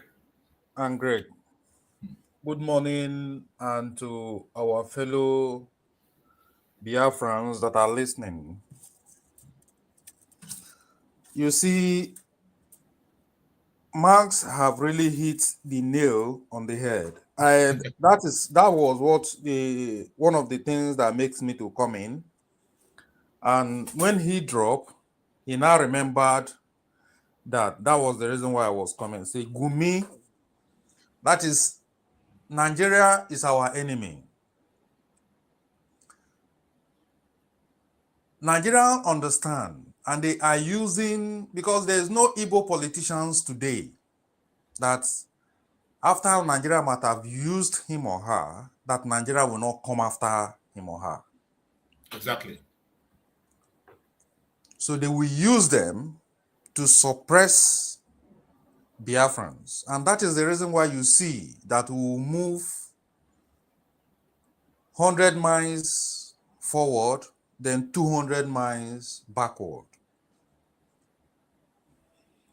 Because Nigeria is using that tool against us perfectly, and is working for them.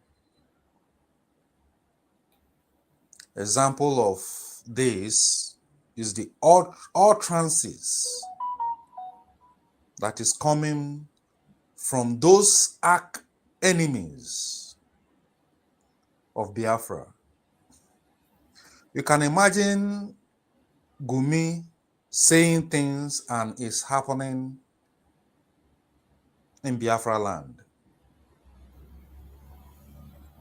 That is to tell you the battles that Biafra and Biafrans and the Biafran government is battling with. Look at what the so-called wife of our internal leader did to this struggle.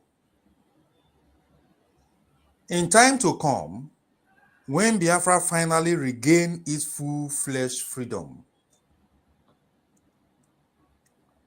people will still come out to say, please forgive her. She did it out of ignorantly. But look at what we are suffering today.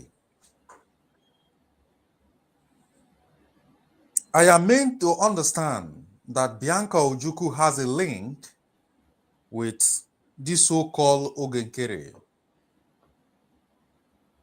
Right from Ifeanyi Uba, it was Ifeanyi Uba that brought Ogenkere. And we all know the atrocities of Ifeanyi Uba. How did he end up today? Now, Bianca is at the forefront. And believe you me, that the way all these people ended, that is exact the same way this so-called Bianca will also end. Vam and his group that are breaking egg all over Europe. They saw Gumi. They have been hearing of Gumi. They have been hearing of Bianca.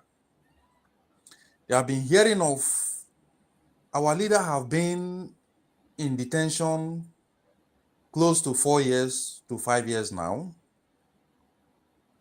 No egg has been broken in the head of their own enemy. So when you see all these things and you start reasoning, you find out that the reason why they are not breaking all this egg in the eyes of these enemies, you don't need a soothsayer to tell you that they are feeding from the enemies. The enemies are feeding them. That is why Ogenkere will come out today and say he is the acting prime minister. Our prime minister is not incapacitated. He was very active, and the cause he is the cause of Biafra. Our prime minister is not in the hospital that will say he doesn't have strength to talk, or he's in the grave, or he's not going to come out anymore. That is to tell you the atrocities of these people, that after 2 days of they noticing that our prime minister have been heard, they started putting up issues. That is because this is a planned, organized, planned activities, right from Ifeanyi, the Enugu state governor, and all that. For him to start paying the medias, for him to start dishing out money to the medias, buying the media, they understand that with the media on their side, the war will be half won. That is why he started buying the medias, giving them so many promises, giving them money and all that. Knowing fully well that those media are not there for the cause of Biafra, they are there for the cause of their pocket. That is why he was able to buy them off. To the extent that coming online to threaten Biafran Unite, because he have invested in Biafran Unite with the zoo money. They have invested in Biafran Unite. He threatened him, and the next thing he did was to run back, because he knows he has been dining with the devil, and the devil, they know themselves. Nobody can tell me today that Biafran Unite is not talking with Enugu state governor. Nobody can tell me today that Sonny Akbarawa is not talking with Akpabio or the Enugu state governor. Nobody will tell me that. Because when you see the dancing step of a woman, you know if the dancing step is in line with the music that is playing or it's not. So the enemies know what they are doing. But I tell you, our leaders, all our leader prophecies have come to pass, even to the state, to the extent for the actualization of Biafra. Biafra has been actualized. Nobody knew, nobody with everything they have done to stop the redeclaration. Biafra was redeclared in the eyes of the enemies. How dare you not think that, even in the eyes of the enemies, that Biafra will be recognized and our full-fledged country will be actualized, total freedom will be actualized. You see, for God to bring out Ngozi at this point, God have a purpose. And her coming out is to serve a purpose.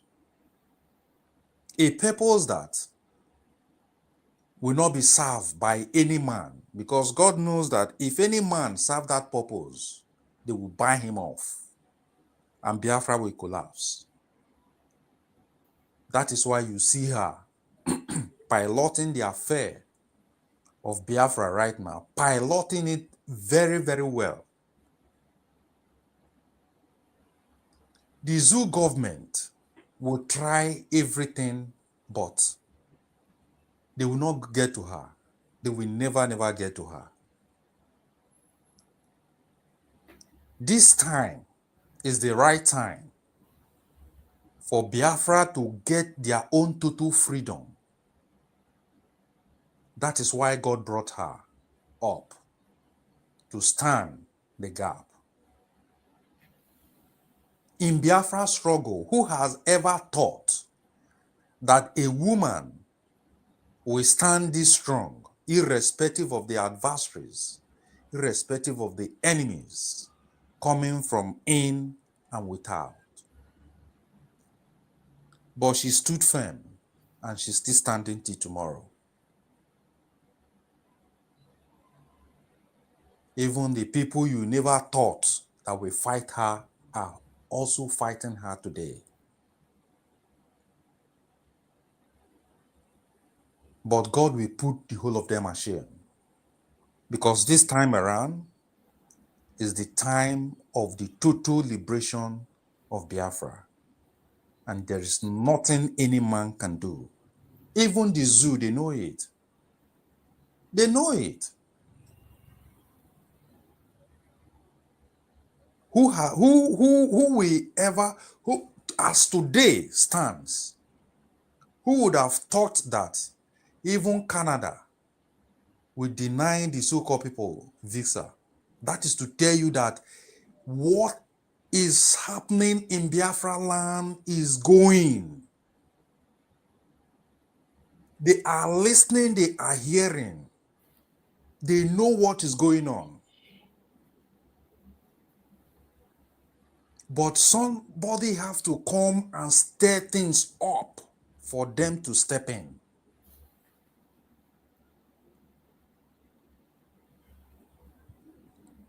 So we thank God for everything that is going on. Ogenkere has failed. Sonia, he failed at the beginning of Biafran declaration. That is where his failure started. Even when he came online to come and lie with Sonia Barawa, the failure was also following him.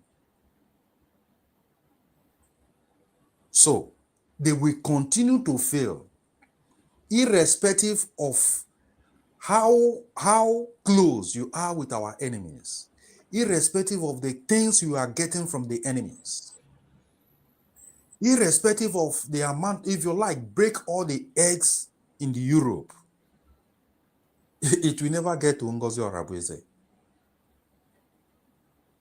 because the hand that is upon her is higher than the egg you are breaking.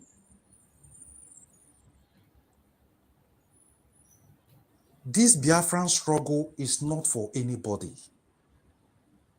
It is the spirit that chooses, not man. Our prime minister, the reason why God brought him was to dismantle that evil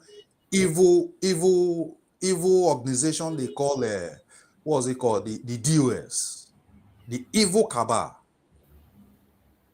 God used him to dismantle it and bring Biafra to the front light. God used a woman to redeclare Biafra.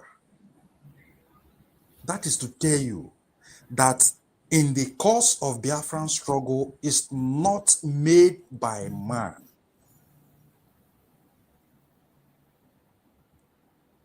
The death of over 5 million people unjustly killed, and they are still killing.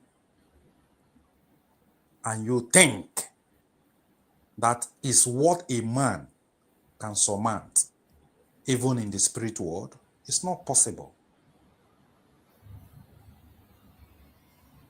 It's never possible. And God will help us to actualize this Biafra in no time. See? I thank each and every one of us that are here. I thank you, Maz, that is always coming up. And I thank you, True Survivor. Thank you. I'm always here, day in, day out. I also extend my greetings to Ugo 247. I never knew that Ugo is as knowledgeable as that, to the extent that even when this man was trying to buy him off, you see, when you are coming to Biafran struggle, you know what you are coming for. Nobody can buy you. There's nobody that can buy you, irrespective of the money that was being thrown at you. It will never entice you, because you know what you want. You know the spirit that is leading you. So forget about all these farm and so-called Marawa and Biafran Unite and all that.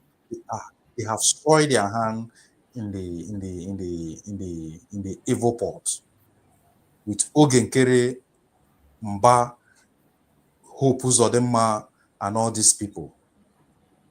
They are not in the Biafran cause. They are not fighting for the benefit of Biafrans. They are fighting for their pocket. So we should all know this and know peace. Thank you. And I yield my mic to give other people a chance to talk. Thank you very much. Thank you. Thank you so much, my brother. I appreciate you for that amazing contribution. You have spoken well, and I believe the Biafrans are listening and they're getting information. So moving forward, we know, as we have all spoken, and we know that the enemies we are talking about are enemies at home. They are enemies at home.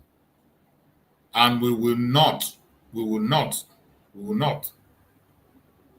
stop speaking. We will continue to speak, and we will continue to bring out information and educate Biafrans and let them know what they have to know. It is very, very important. The attack against Biafran people that is coming from right, left, and center is something that we cannot keep silent about. Every one of us have seen what Soludo is doing in Anambra State. And I want to play a video that I saw on social media that caught my attention.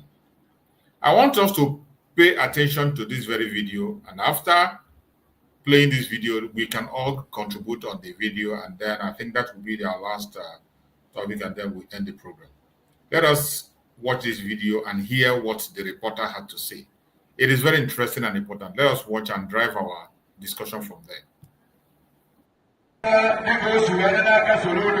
So this thing, let me just interpret it in English language. They said, anybody with...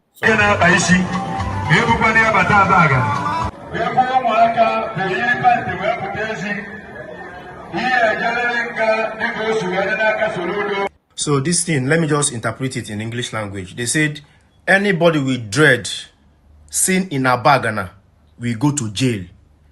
Any woman who is not wearing bra and pants must go to jail because of Soludo gave an order. This person here is Soludo's son. I don't know if it's the first son or the second son. This guy here, now our Governor Soludo's son, and they plait hair. Mr. Governor, your son, they plait hair. This is one of your senior sons. Your last born, Siam, your last son is on dread. Your last son said, "I even plate in plate." Your first son, I be your second son, I even dread in get like me. This one are plate in plate. This is your daughter. Okwoboto. Is this not your daughter? You are telling us you cannot talk to your own family. Abi, you get some Anambra indigenous. Anambra, you get some Anambarians. We get more right past some Anambarians. I just want to understand this thing. Your sons cannot be wearing dread. Your daughter cannot look like this. You will come out as a governor and be telling us, because we are poor masses, not to put on dread, not to wear.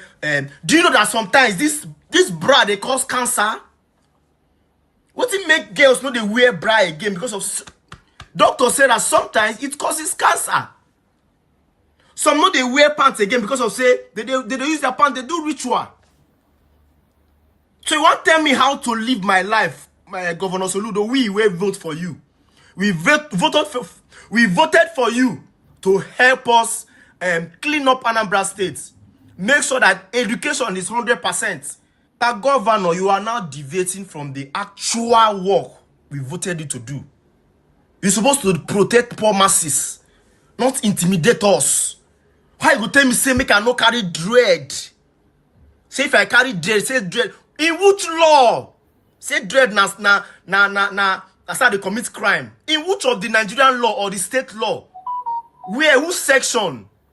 They talk say make men know they carry dread, or make men know they plait hair, or make girls know they wear pants, or make girls know they wear bra. Mr. Governor, talk to your children. If your two children cut their dread, I will come out on social media and tell everybody to go and cut their dread in Anambra State. But for now, do your work.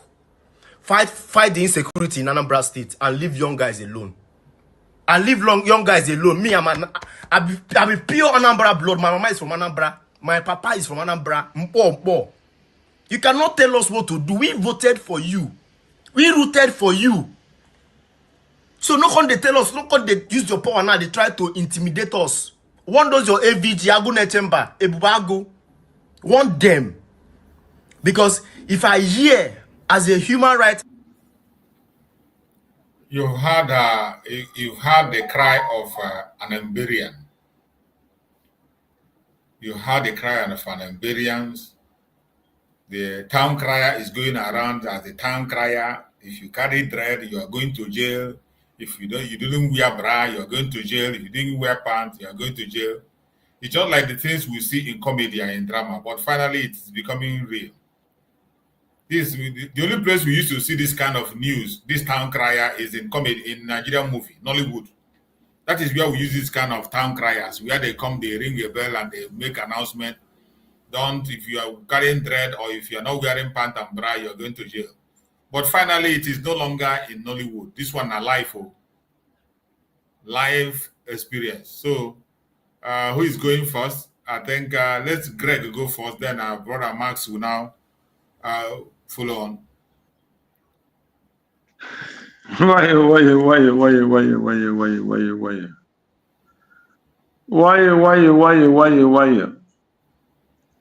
Yo, chama. My mother chama, because you know when there's one guy from Pinnacle, I used to work with him together. So when Soludo was coming out as a governor, during between Soludo No, that time not started, but he first come out during the time of Obi, before Obi brought out what do you call him, Obiano. So Obiano take power. Then he came from Apga, Soludo, and later he came back to Apga after before Obiano was about to leave. So I told this guy, I said, this man, a professor, I told him, I said, for me, as long as I've lived in this Western world, and I've seen a lot of professors, I'm opportune to meet some professors here. I didn't come to Germany to study. I'm not an academician or whatever you people call it.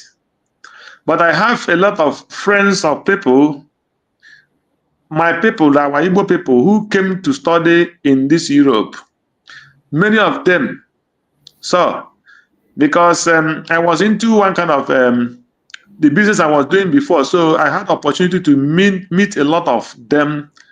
So, and most of the time, if I visit them or if we go out for anything, most of them, the professors will visit them. I will see them and I will just listen to their interactions and everything. So when they tell me Soludo is coming as a governor, and afterward he worked with the what do you call him, Obasanjo, as a central bank manager. He still worked with Buhari, late Buhari. He worked also as chief of economic team. I'm a member of economic team. Yes. So no, but before economic team, you know, when he finished with Buhari, when he finished with Obasanjo, Buhari did not come immediately. So Yar'Adua came with Jonathan. So where I'm going is this: Soludo as a professor working as a central bank governor, I didn't have problem with that, because that is an appointment as a professor.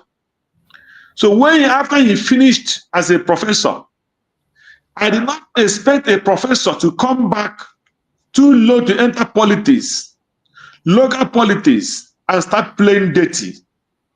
From there, I know that man is not real. As a professor, and the way they had his name was at that time, and his level as in Soka that time.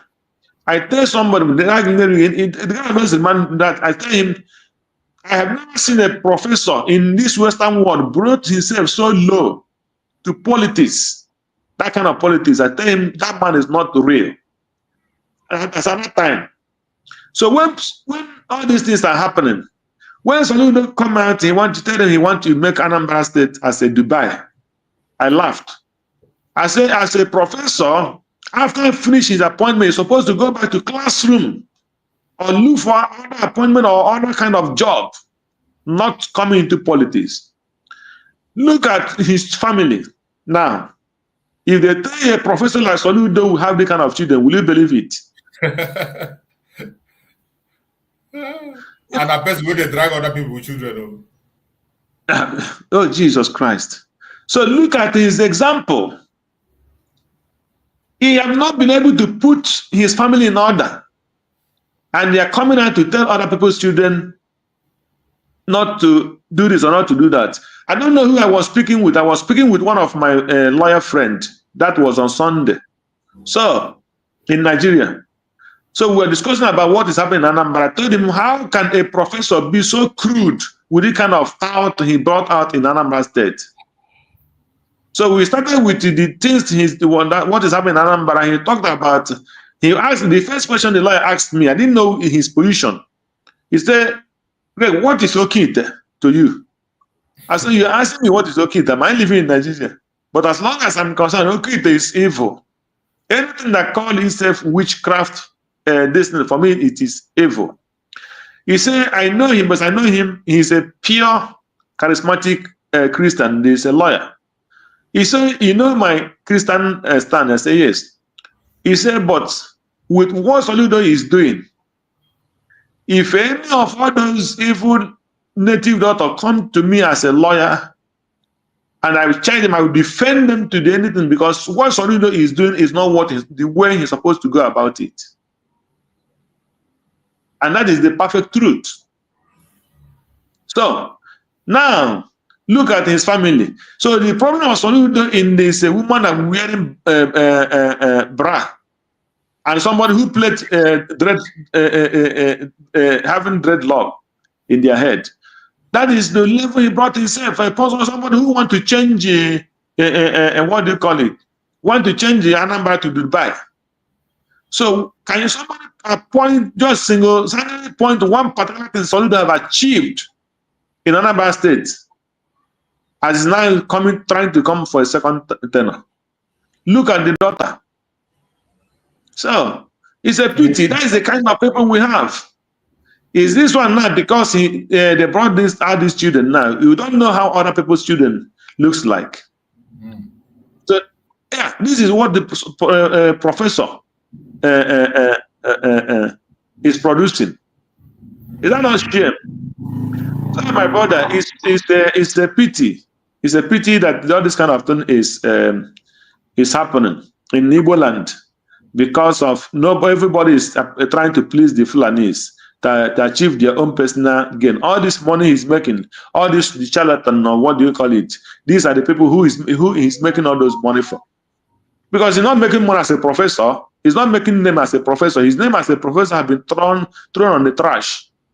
If he come out tomorrow, children will pour him sand, because he doesn't make to be called a professor. For me, I don't know for another person. So yeah. So before I finish, let me just touch the small thing one of our brothers mentioned here concerning some of our brothers, which I don't want to mention some of their names in the media. That brings us to the level of the same sacrifice you talked about. So somebody who is educated, somebody who say, I doesn't want to belong to this group or to the other group, somebody who, after when all these things started, they gave you information. This is what is happening. Though. Don't side anybody. Be neutral and watch what is happening so that you know the truth. And after when you get all those informations, you came out and you make a broadcast. The first broadcast you made, it was chatter, and you say you don't belong to any group, and you are telling us that you didn't receive any money. And you're telling us this and telling us, and then after when you voice all your nonsense out, at the end of the day, we'll know where you belong again. So I don't know how people normally deceive themselves. And after when you dance all your dance, we will still know where you will land, and you still land in that place that they expected you to land because of what you received. And you are trying to tell the Biafrans you have not received anything. If there is anybody that gave you something, it is not that you do it. Then why didn't you come out clear and call that man that said he gave you something that you did not receive anything from him? That if he say he gave you something, let him come out and say it in a very bold manner. Then we will know that you are a very honest person, and we will continue following you. But you are not doing that. You say, if the only person that have helped me for one thing or the other, and it is because he's a pure liar. He's a very, very big liar. And he's not uniting anybody, anything like Biafra. He's scattering Biafra, not uniting it. So that is, for me, that is the way I see it. You know? Yeah. So my prayer is people will understand what they are coming out to do, and let them do the right thing and put their sacrifice.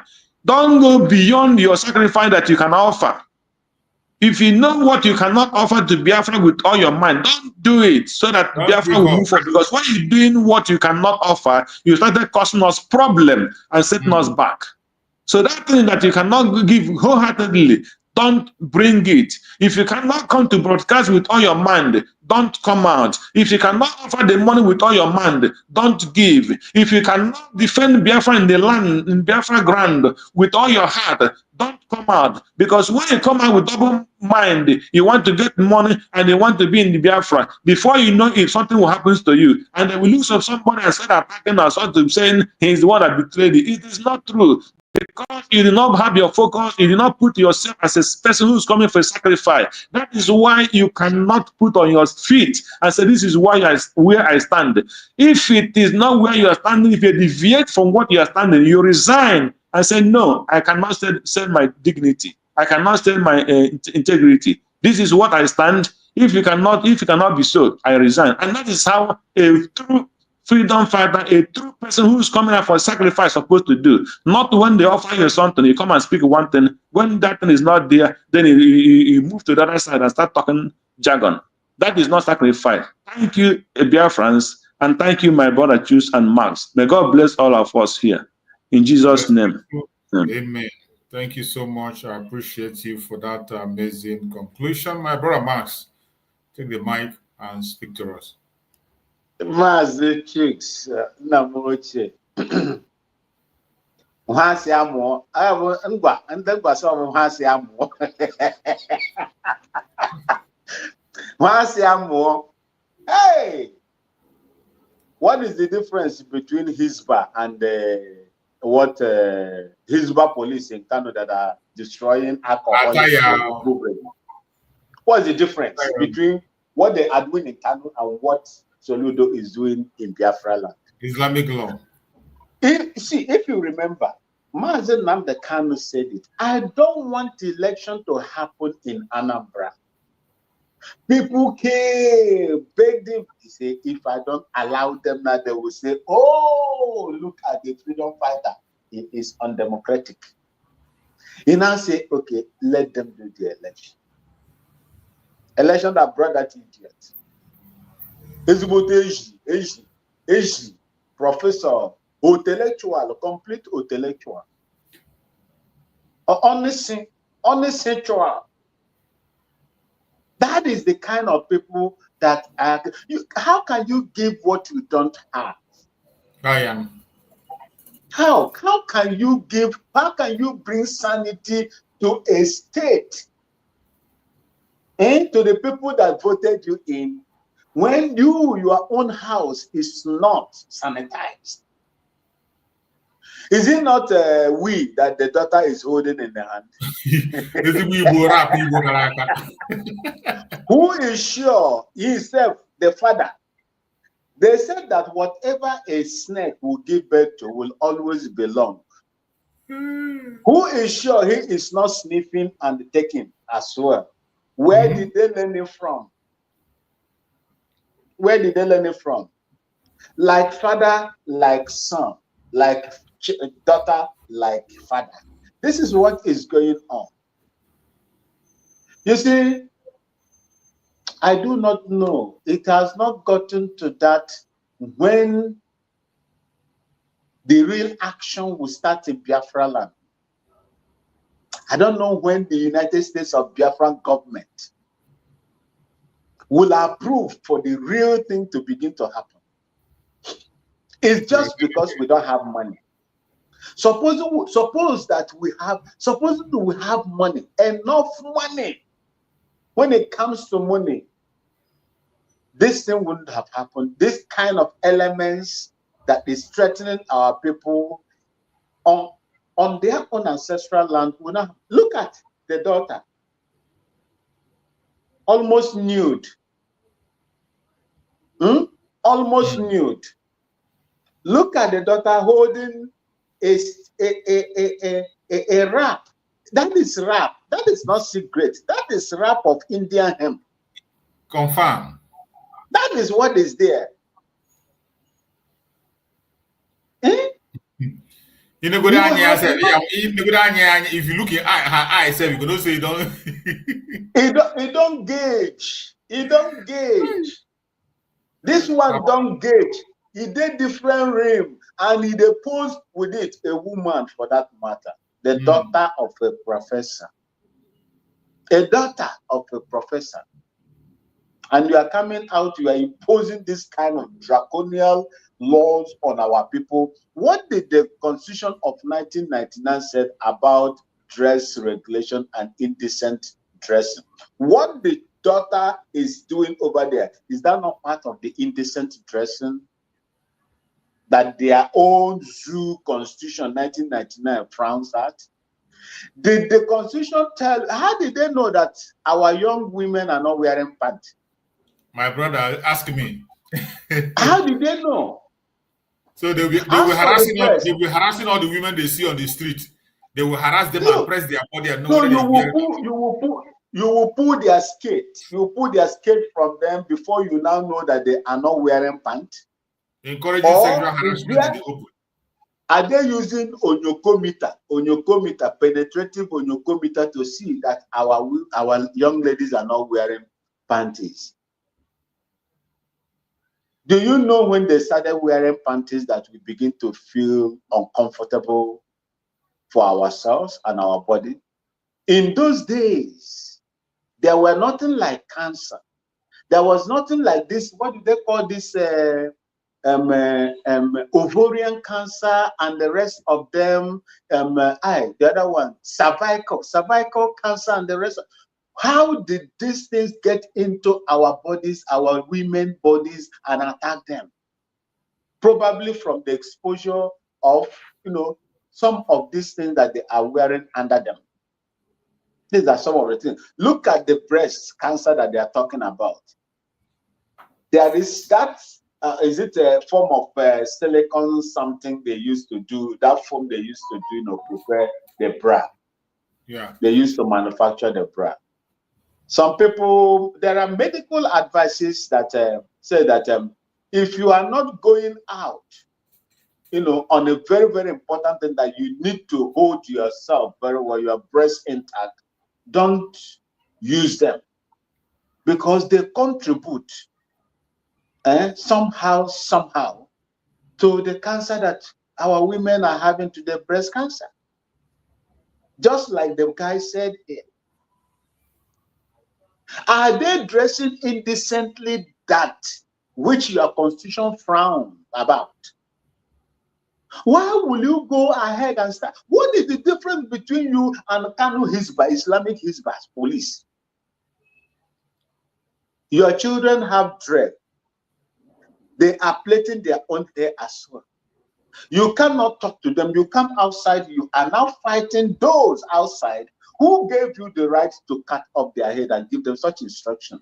Is that part of your law? Because they say any law that is in contravention or contradiction with the national law stand void. Not be so they talk. Not so. This one is now, you are going into the rise of the people. That's what you're going to. Is Anambra an Islamic state? These things will stop. And when we are telling you people, the Anambrarians, IPLB criminals, IPLB this, there is no, but they are killing. This man has formed a vigilante. He is going to, do you know the reason why he formed that vigilante group? He formed that vigilante group, gearing towards his re-election. Yes. He is going to use them for the purpose, not for this, what he is doing, but for his re-election. You will see what will happen there. And when you come to election, there is no time in Anambra. Anambra is the head of crisis in Biafra land. If it is not Andioba, it is later Opa, the other Oba, what is his name, sir? Ifeanyi. If it is not this general, this billionaire, it's against this billionaire, and this billionaire. There are always rancor within the ranks of these people, especially their politicians. And this one is a professor, intellectual professor. Look at what he is doing to the people of Anambra. You see, these things will stop. That is the reason why, if you are under my voice today, if you are hearing my voice, please, you must understand that what Biafra needs, what the Biafran people need is Biafra. In Biafra, as long as you are not exposing your body, appearing nude, your body is covered. I have no issue with you. But for someone to determine for you how you are going to, dress, whether you wear pants, undies, or bra, that is nonsensical to me. It's absolutely idiotic, very imbecilic, I would say. That is nonsense. You are voted to go and fix road. You are voted to make life meaningful for the people of Anambra. You were voted to give them social amenities like water. States have been given authority now to power their states if they have the capacity to do that. Fix their education. Raise people out of poverty line. Use the resources that has been given to you from the federal allocation to make life meaningful, not to come there to make their life miserable. And we are using this opportunity to tell Soludo he should mind whatever that is going to do in Biafra land, because Anambra is part of Biafra land. The people that you are going to treat badly, we will keep the records for you. Just like I have kept in mind a long time ago what P2B did in the Ezu River against the Biafran people. That will never be erased. And as it is, even if I go down 6 feet today, I have also told my daughter, this is what this man did to the people that were fighting for the liberation of her grandmother's land. And we will keep the record for them.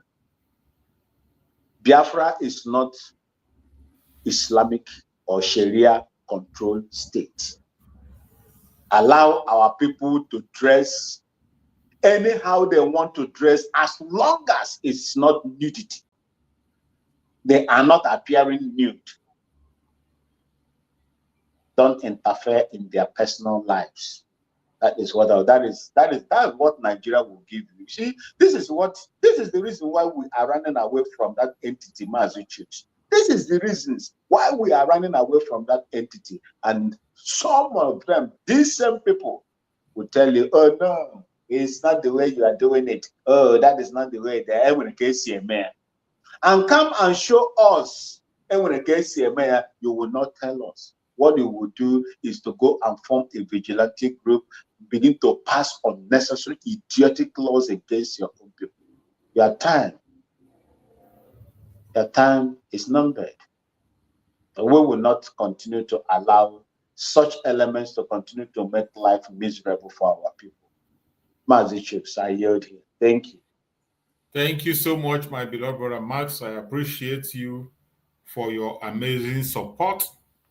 And we have brought the program to an end. I think Okusi trying to come back again, but his network is not connecting. So I appreciate every Biafran that have been part of this program today from the beginning to the end.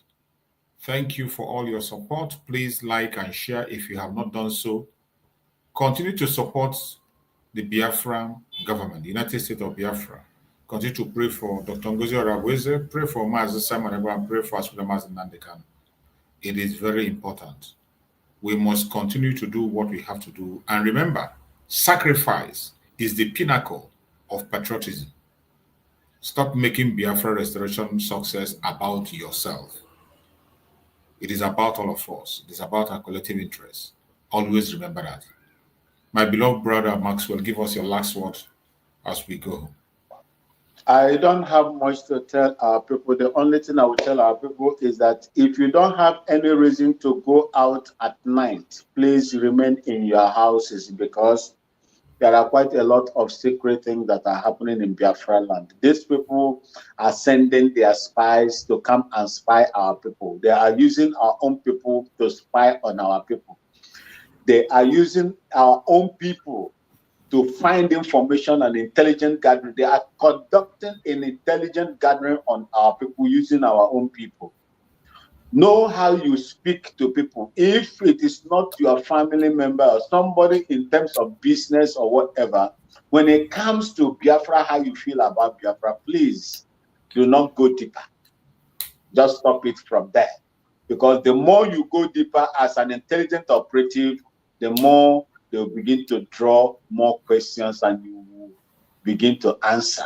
Please see more and talk less. See more and talk less, because we are in the midst of enemies, both within and outside. I love you all. And may Chukwu Abiyama continue to bless Master Nnamdi Kanu, protect him. Simon Ekpa, bless him and protect him. Our men on the ground, may God bless each and every one of them as they carry out that duty of sacrifice to protect their ancestral land. You, the media warriors, may God continue to close the eyes of the enemy that will be flagging you off wherever you are to your platform and channels. May God bless Dr. Orabueze, her kitchen cabinet members, the honorable members of the United States of Biafra, the entire ground of my mother's, ancestral land. I say, may God continue to bless each and every one of you. Make sure, no matter how small God has provided for you, make sure you contribute, whether on fundraising day or not. Whatever you have, contribute, because a little drop of water will definitely make a mighty ocean. Thank you so much. And from the love of my father's land, the Kusasi people, I say, may God bless each and every one of you. Thank you for having me. Thank you so much, my beloved brother Max. I appreciate you. May Chukwu Abiyama guide and protect you also, and bless every Biafrans. Bless our Deputy Prime Minister, Dr. NgoziOrabueze. May Chukwu bless our Prime Minister, Master Simon Ekpa. Bless our Supreme Master Nnamdi Kanu. I appreciate every one of you that have been on this program. Thank you so much for being part of the program. Remain blessed and see you again next time.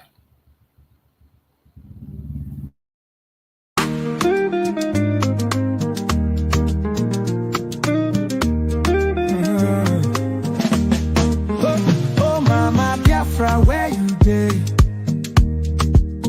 We dey wait for you to come our way. Simon Ekpa, you dey fight like lion, keeping Biafra safe from Zion. Oh, Mama Biafra, your children they cry. Finland free our prime minister. We no go lie. Our enemy they try to annihilate. Before it's too late. Freedom no be small something. Now waiting we dey demand without fronting. Biafra land we want them strong. With Simon Ekpa we go march along. From the east to the west we dey shout. Mama Biafra, yeah, I'll call no doubt. Close, but we stand up tall. Together we rise, we no go follow. Oh, Mama Biafra, your children they cry. Finland free our prime minister. We no go lie. Our enemy they try to annihilate. Freedom now before it's too late. In unity we go destroy.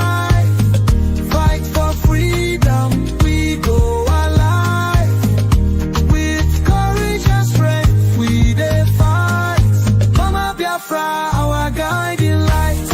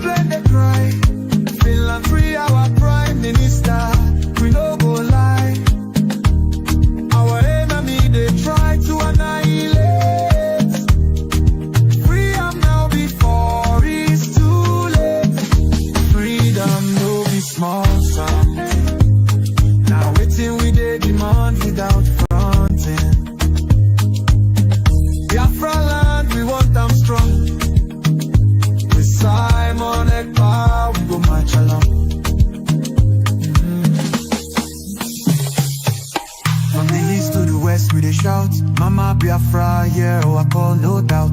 Enemies close, but we stand tall. Together we rise, we no go fall.